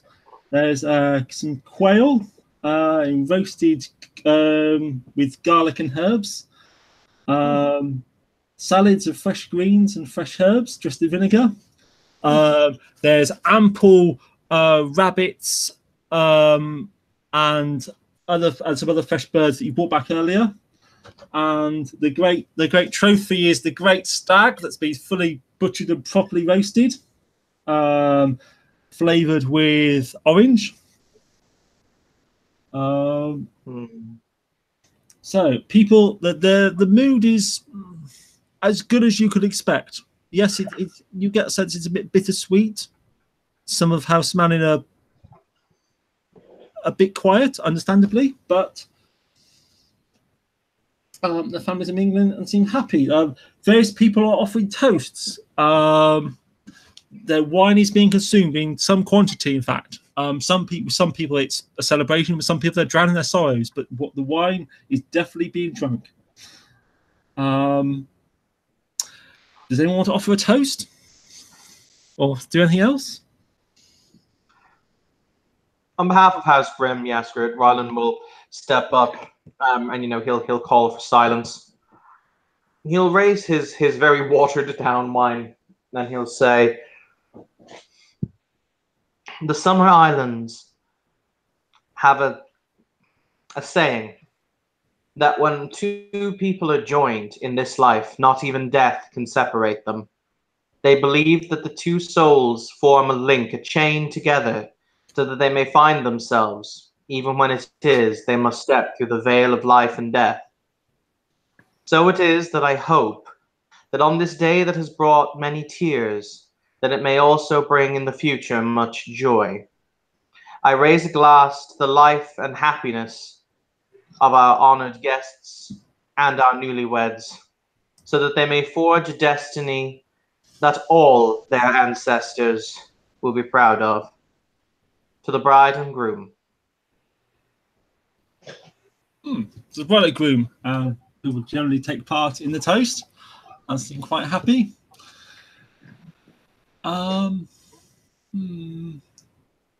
Okay, then time passes. There's further courses of some breads and pastries are brought out.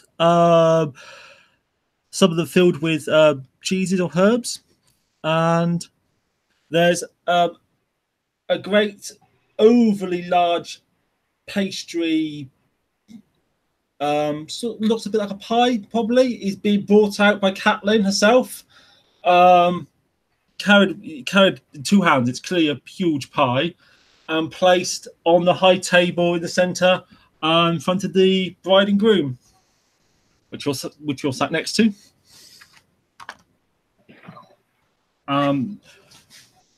The groom stands up.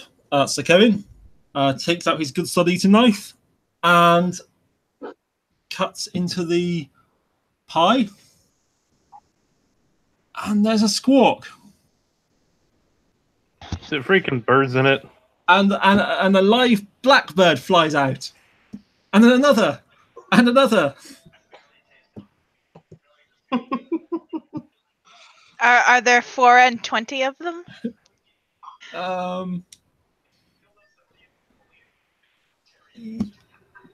You can't quite count them all, but there definitely could be. Okay. If someone gets killed with the strangler, everyone's dead, including myself. Okay. So after the pastry course, there's lemon and lavender ices served. People say the mood is good, the wine is flowing, people are getting drunk. From all three houses, for the most part, and there's a few more people are still standing up. They're now sort of swaying a bit. They're clearly like merry in various levels. They'll continue to offer toasts. Some are trying to give slightly embarrassing anecdotes, some which aren't actually very funny. Some are talking about Sir Kevin as a boy. Some are talking about the two sisters when they used to fight as little girls.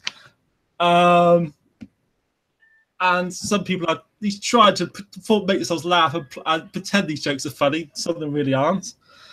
One of the knights, one of the hardened warriors, shall we say, probably not a knight, but one of the hardened warriors from House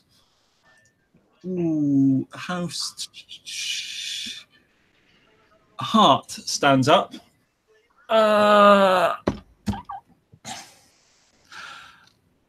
I just want to say that I am so happy to see our good lady marry Sir Kevin.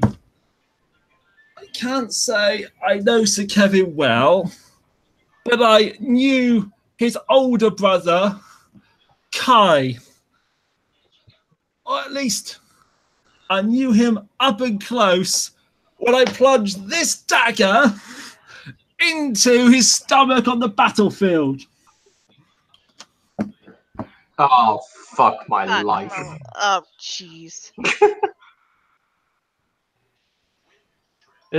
I'll nudge my lord nephew. Is this what I sound like? Yes. I'm an asshole. You're not allowed to talk.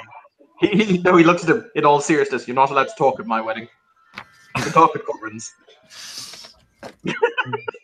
Okay. Well, I guess it's fair. You didn't at mine, so. In your defense, I think you were very young. There's various gasps. One of the knights from House Manor is rising to his feet. Yeah, Lily is going to send some capable people to break that up before it starts. I'm gonna grab my cudgel, because a cudgel's like just a wooden club. And I stand up and say, the next person with a dumb war story, including myself, is getting beaten with this. Now then, gentlemen. Oh, crap. This is... Nathan, I know how this sentiment can be horribly turned back on me. I expect it to be turned back on me, but Rylan would not think of this.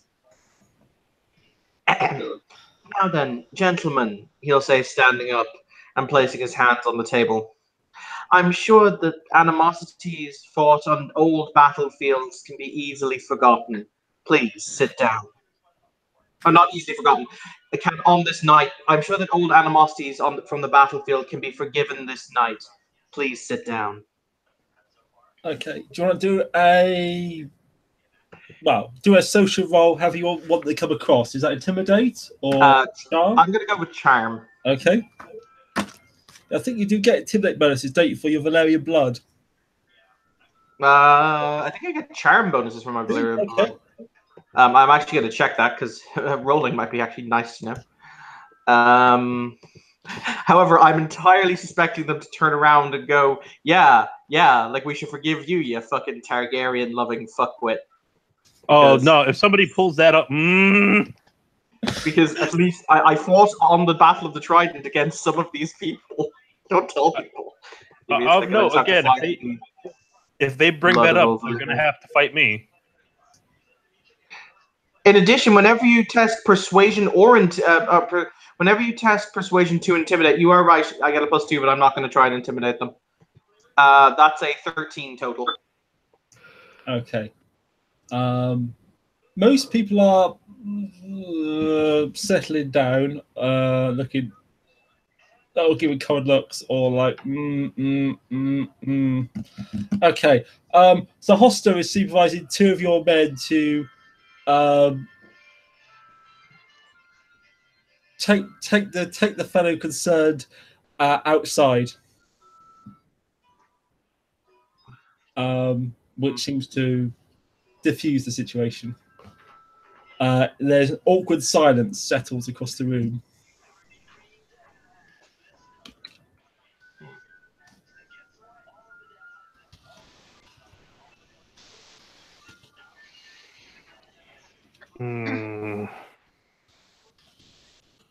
I'm impressed I got away with that statement without my own questionable loyalties being brought up, so that's 10 points to me.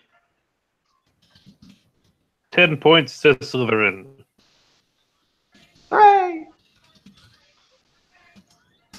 Rylan will put a hand on the groom's shoulder, and he'll lean in and he'll whisper, perhaps a statement of solidarity between your 2 houses would go a long way if it came from your lips.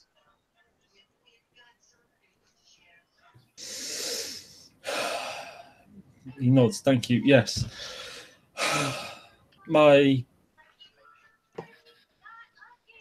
Firstly, I want to thank our honoured hosts for this great trouble and the great expense at accommodating both of us here to get today on this day.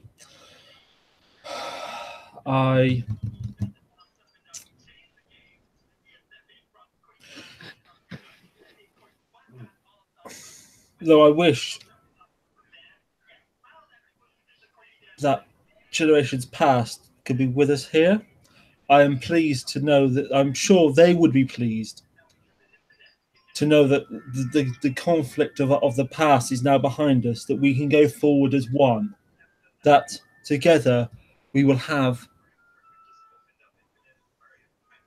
I'm sure, many fine and healthy heirs, and that one day the houses of Hart and Manning will stand united under one banner, under one Lord. Let us all look forwards to that happy day, and we shall be one. Indeed, and thus House Manhart is born, the manliest of houses. No. Second only to Manwoody. Okay. Okay, there's a few other people who attempted slightly more serious attempted toasts. 1 or 2 people are standing up and, making some slightly saucy toasted to the bride's beauty. I'll make a toast to our I'll make a toast to the Tullys and to Robert. They're all certainly happy to go along with both those toasts. Those seem well received. Fucking better. I die a little on the inside as I drink. A few people are giving randomly the eye when you start tasting the king, as in, that's ironic. We're not going to say anything. Well, toasting. And I'll actually, and I understand that, and I'll actually go to my nephew and quietly say, "Thank you for putting up the appearance. I know how you still feel about that, but you're now being seen in public toasting to your enemy." He will look at him and he will place his wine cup down, and he'll say this for the table to hear, and he'll say, "Uncle, I do not have any objection to toasting King Robert and King Robert's health. You have to remember, on the Trident, I saw the last dragon die. There are none left who have the worthy mantle save King Robert. Long may he live." Hear, hear. No, but I mean, like he's like, I understand. I'm just,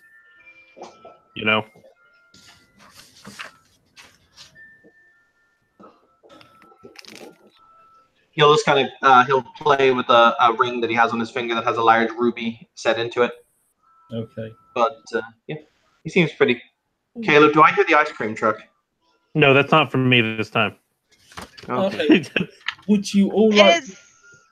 Yes, go on.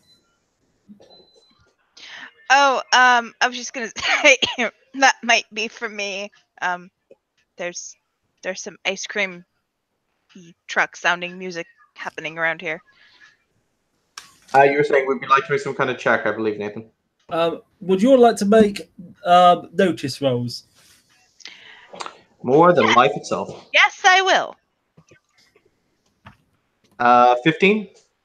Ooh. Was that awareness? Yes.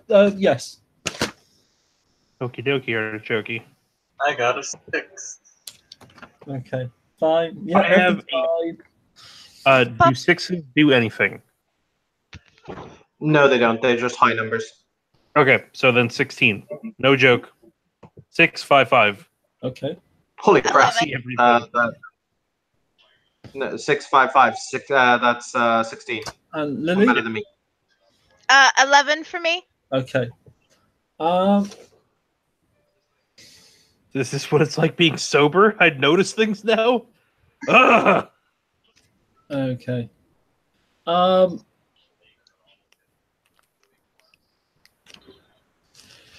Ooh, you think you notice? Okay. Whilst people in the room were distracted by the whole toast the king and all the attention was on Lord Ryland, you notice. Actually, probably, yeah. Both of you with the 50 and the 16.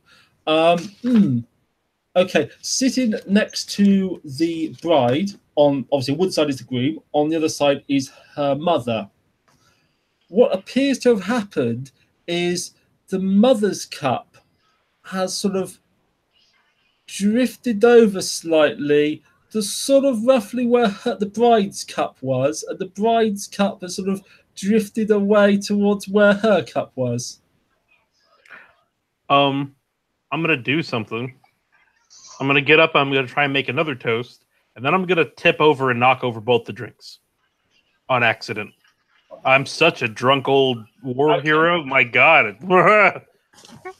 Obviously, you do that. You can roll to see if it looks like an accident or not. What do you want me to do for that? And if I don't really care because, oh well. So Call me on it. I dare you. Well, we could do a deception roll.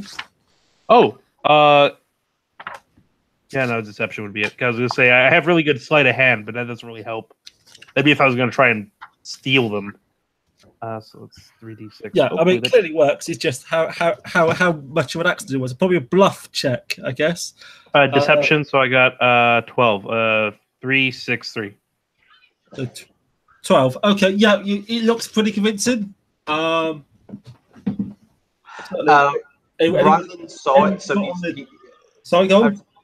I was just gonna say Ryland saw it, so he's basically gonna play up the kind of don't kind of playing up the kind of don't worry about him. He's just deep in his cuts, kind of kind of basically he knows exactly what he did because he saw it himself. So basically, just making sure that people believe that it's just my uncle who's had a bit too much to drink. Don't worry about it.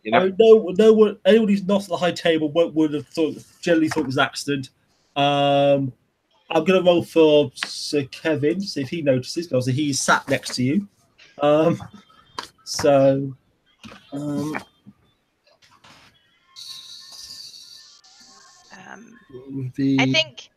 think Lily is probably going to pull aside a servant and just kind of whisper, some instruction. Slow down on his wine. Start sneaking in more water. My character's sober, like he hasn't drank this whole time. He's been drinking tea because he's literally been fucking sleeping. Okay. So Kevin looks puzzled but says nothing. Whose mother was it who tried to slip or something? Brides. So the bride's mother tried to slip her own daughter something. Neither confirm nor deny that. I'm gonna grab both the cups because I assume they still have some liquid in them, like residue or whatever. I'm gonna say I'm gonna get you 2 fresh cups, both of you. Pardon me, ma'am. Barely. I mean, they're wine goblets. You've knocked them over. So, trace, I guess. Yeah, it's literally I'm trying to take it over to. Basically, gonna go put them in a bag and hand them over to get handled by the maester off screen. Okay. But yeah, he'll go for do tests on that. There's very little. My lord, there's not much. My ladies. Yes. Sorry, it just seems like this time. Have we gotten to kind of the embers of the? Have we gotten to kind of later on in the evening? Yes, you've had the last course. That was the ices. So it's more the drinking. My lords, my ladies, you'll bow politely to the room. I believe now that there is just the small formality of the bedding to see to. Which I believe is a common Westerosi custom. Yes, yeah. People start banging their fists on their knife ends on the table. Bed in. Yes, and with the state how drunk people are quite amused, excited for this. So it's traditional for the men help essentially carry Sylvie off to your master bedroom, which has been prepared. Gradually addressing her as she goes. And are you men taking part? Rylan will not, because he's going to have a word with the mom. He's basically using this as a smoke screen. That's fine. There's a sufficient mob that's entirely fine. Is anyone taking part? Okay. Once she's at the door, the various women will be coming over and start to essentially drag it off and undressing as he goes the groom. Oh yes, absolutely.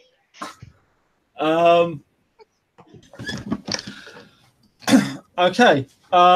So Lilia, you go with them? Yes, Lily is going with. Right, yeah. So Kevin is dragged. It's sort of dragged off, dressed as you go, dropping clothes throughout the castle. Again, he's clearly like,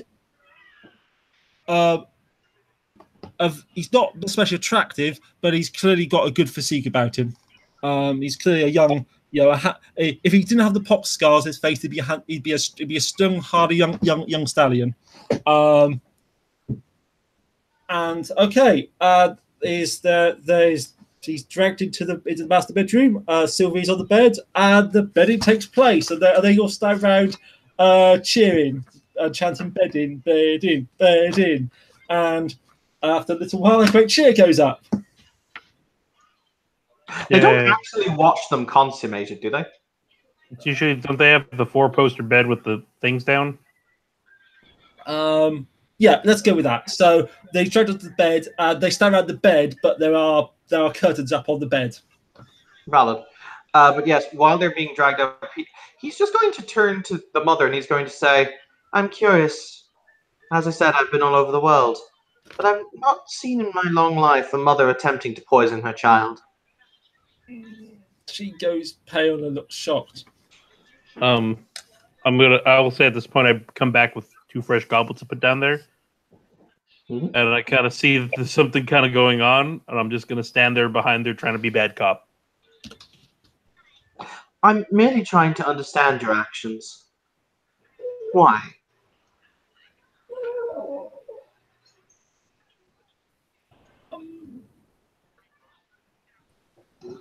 She doesn't reply. I see. Once again, he looks at her with those very, very off-putting.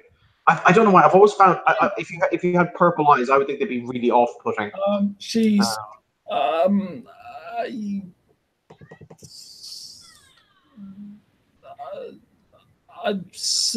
I'm so glad to see her happy and well married. Yes, but why were you attempting to slip her something in your drink? If you'd like, no, he will very casually turn and he'll say, I can go and inform her of your actions, the little slip, and I'll roll intimidate at this point because I can apparently do that really well because hashtag Targaryen blood. It was just seemed to be prudent to prevent any scurrilous rumors. Scurrilous rumors. Yeah, it was just something for the that nausea she had yesterday. Ah, I see. So I'm curious. He'll turn, once again the large violet eyes blink. Who is the father then?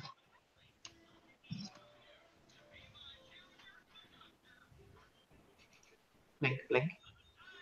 I best not to take any chances or spread any. Of course not. Of course not, my lady.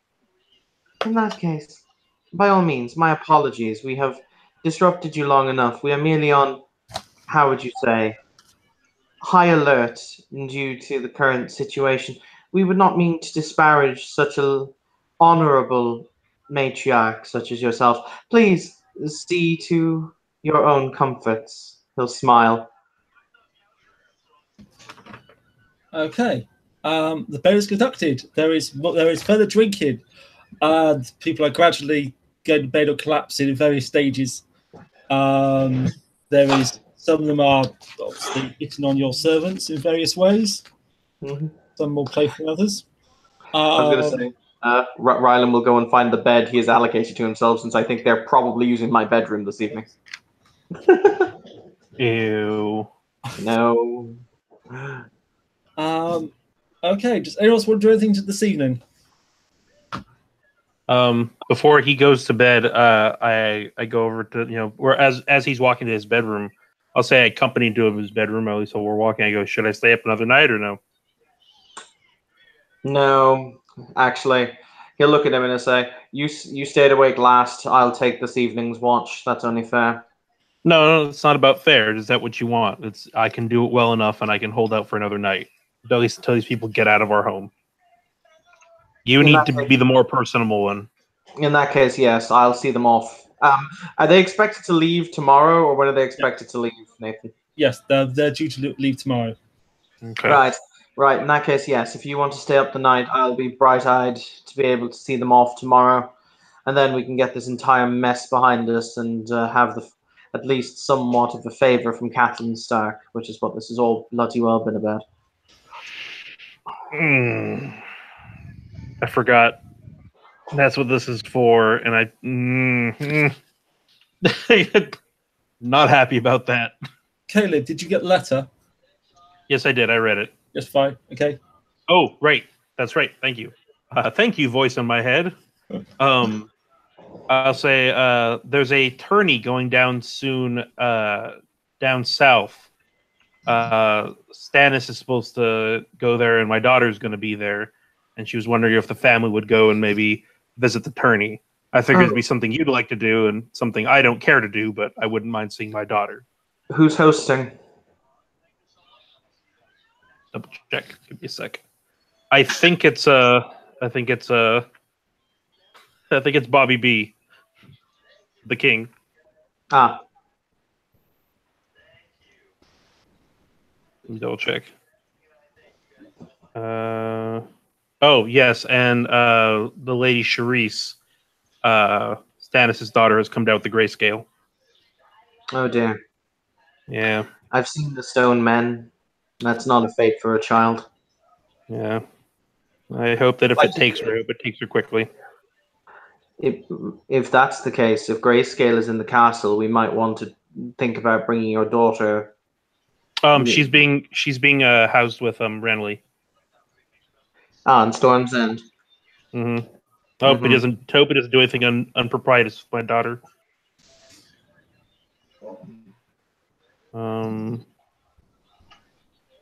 Yeah, Great Royal Tournament. Here, I'll say he's reading it off. It's gonna be announced in some months' time. Lord Stannis bemoaned the excess of his brother, the king, over the matter. Yada yada yada. Do you think you or the other family members will be able to come south to attend? In love, Macy. Yes, Yeah. if there's a tournament on, I would quite happily go south to attend. I haven't jousted in some time. It's always entertaining. Well, if they have any armed combat fighting going on, I wouldn't mind doing that. But that's other than that, I'm not really. They'll no doubt have a melee. They'll even have an archery tournament, which we can probably throw Corin at and see how that one sticks. I think all of us could give a try at that one. I think, right? I'm a terrible archer. I'm not going to lie, Uncle. I had that wonderful moment when I had to shoot the boat for Father, and there was no. I prayed to every god in creation. There was no. I'm a terrible archer. Well, I'll say I'm gonna go probably park myself outside of your bedroom, motioning over to where the happy couple's gonna be, and that's where I'll probably be all night. Right. All right. In that case, yes, they should be leaving tomorrow after breakfast or in the early afternoon. So I'll go and rest, and yeah, we'll do that tomorrow. All right. Good night. Yep. Yeah, he's going to go to the room that he's commandeered for himself and sleep. Okay. So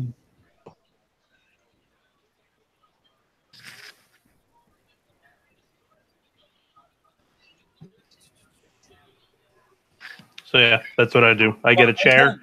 The night passes. There's various people are drunk. So say there's some disorderly behaviour, but nothing particularly violent or untoward. The sort of stupid stuff you would expect at a drunken wedding. Anything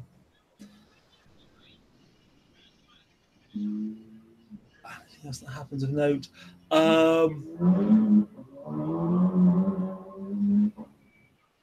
Certainly, a few of the few people wander past the bedroom to see your watch. They make idle small talk in the night and wander past. That includes the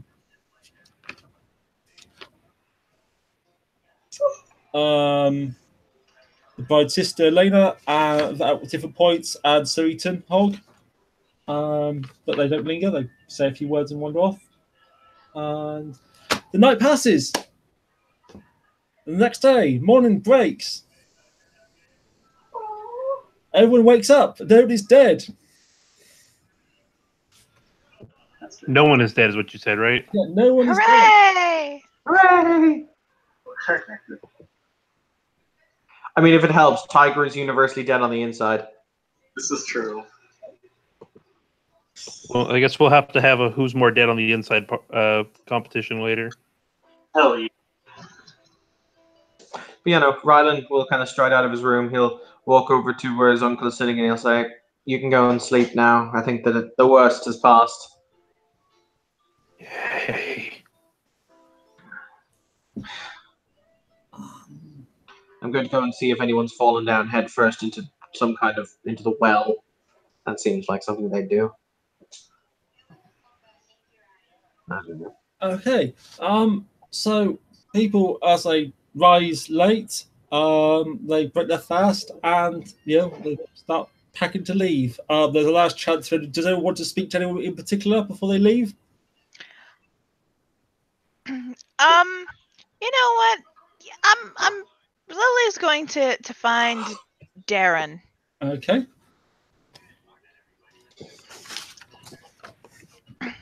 You can certainly find him. He is, looking.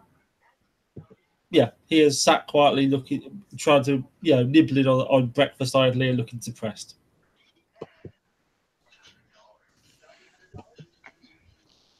So, how fare you, young?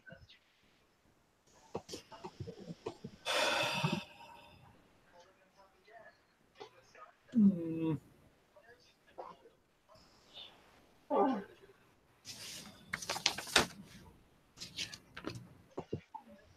This is. It is a strange thing to lose a father and then to.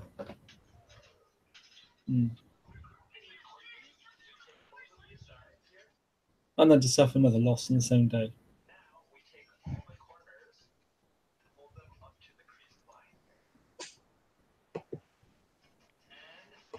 Well,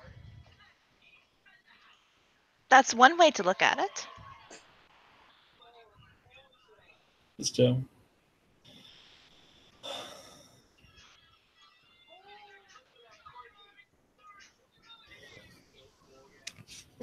I suppose I have a new sister now. You do.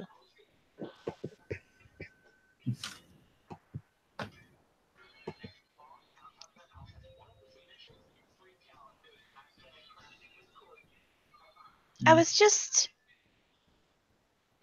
thinking about our conversation we had yesterday.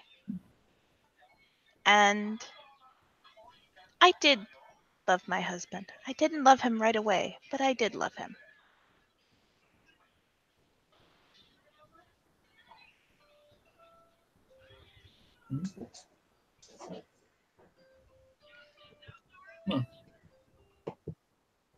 It's good that both of you were happy.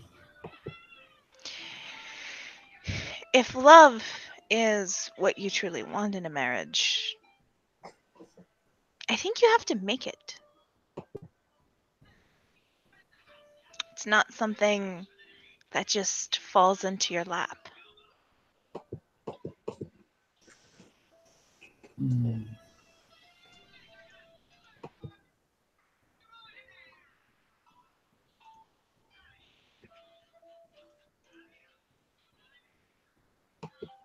What of your own house? Your brothers were married.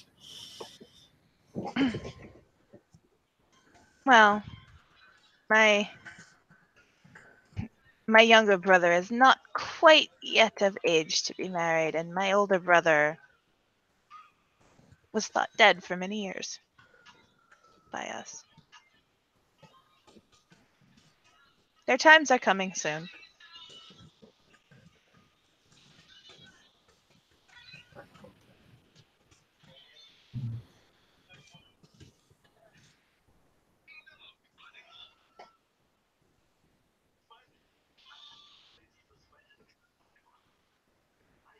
If you'd like, I could send the names of some suitable young girls your way.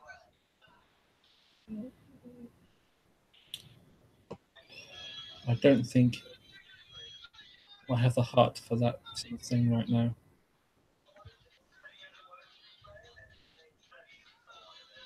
That's fair.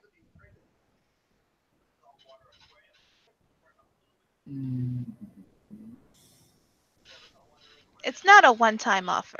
If you happen to change your mind,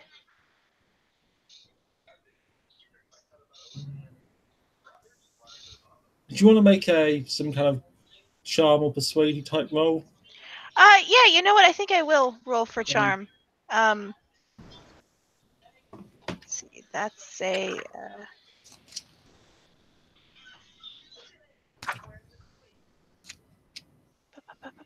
Oh, okay.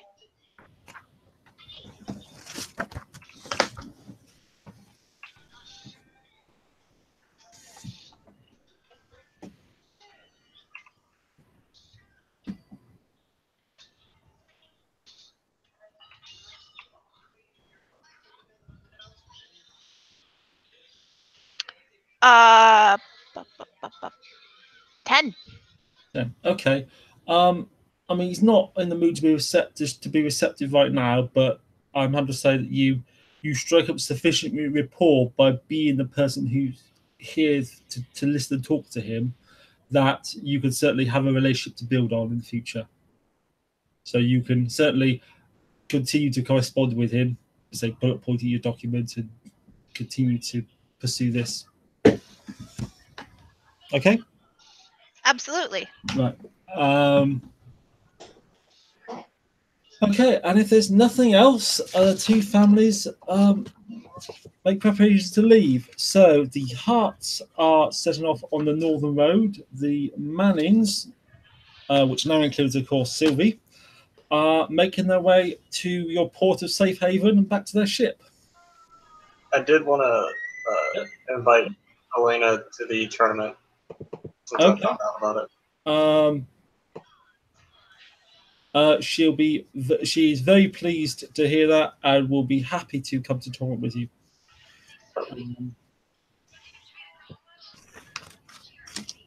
Do you want to make some kind of charm roll to see how generally well disposed she is to? Seduce is in fact an element of persuasion. If you want to outright seduce her the day after her sister's wedding, that's also something you could try. I mean, I have the charm, but seduce is more. I don't know exactly what you. Well, you could use charm or seduce. Depends on what you're trying to achieve at this today. Yeah. As much as I want to use those bonus dice, seduce is probably what I'm going for. Oh, that's a 15. That's 15. all right. What were you trying to do? I was definitely going for a seduce type situation. Like, come to the tournament, watch me be a baller at the marksmanship. Okay. Obviously not said those exact words, but... Okay. The general vibe you get from her, from making small talk, is she's led quite a sheltered life. She's got some very romanticized notions of nights and tournaments. Not actually much first-hand exposure. Bit of Sansa, shall we say. She's 15, so she's ripe for marriage. You from the small talk you pick up, she hopes she can marry. She hopes she gets some say in who she marries. Right.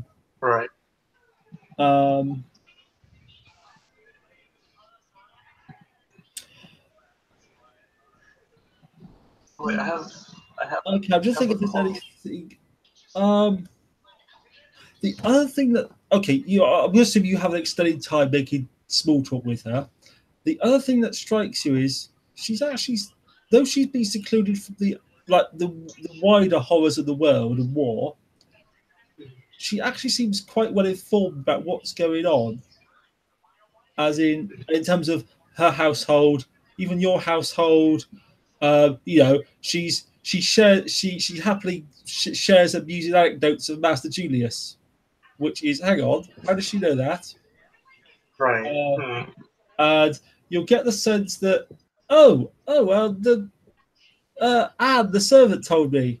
You'll get the sense that she's actually quite good at gossip and is actually quite good at getting people to share gossip with her and striking up rapport with people at that level.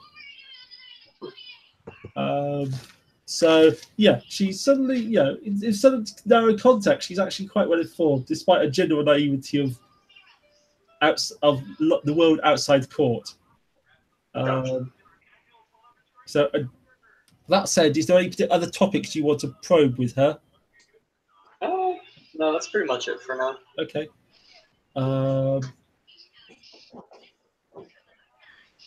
Okay, but again, you can certainly continue a relationship with her by correspondence.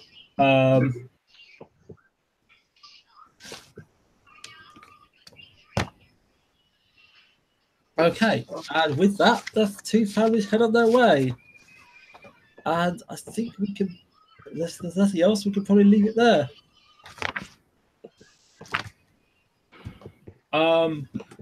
I did do a roll for Master Julius on analysing the cup. There wasn't really enough there he could get anything meaningful.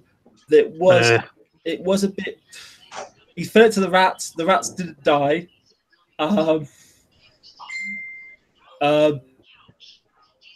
He said it was a bit. He thought maybe it was a bit bitter, but that could just be like it's bad wine, or the wine's gone off, or corked. But that's about as far as you can get from it. Okay, so if everyone's happy, we'll wrap up there. That's been the first episode 1, the wedding night, which has ended with the happy and joyous marriage of Kevin Manning to Sylvie Hart. Small epilogue is it. You'll hear a few months later. Sylvie Hart is with child. Joyous news. It appears a very quick conception. Some say must have even happened on the wedding night. Oh, of course it did. And with that happy news, we'll leave it there. Thank you, Pleasant Player. Thank you, watchers, for watching. This has been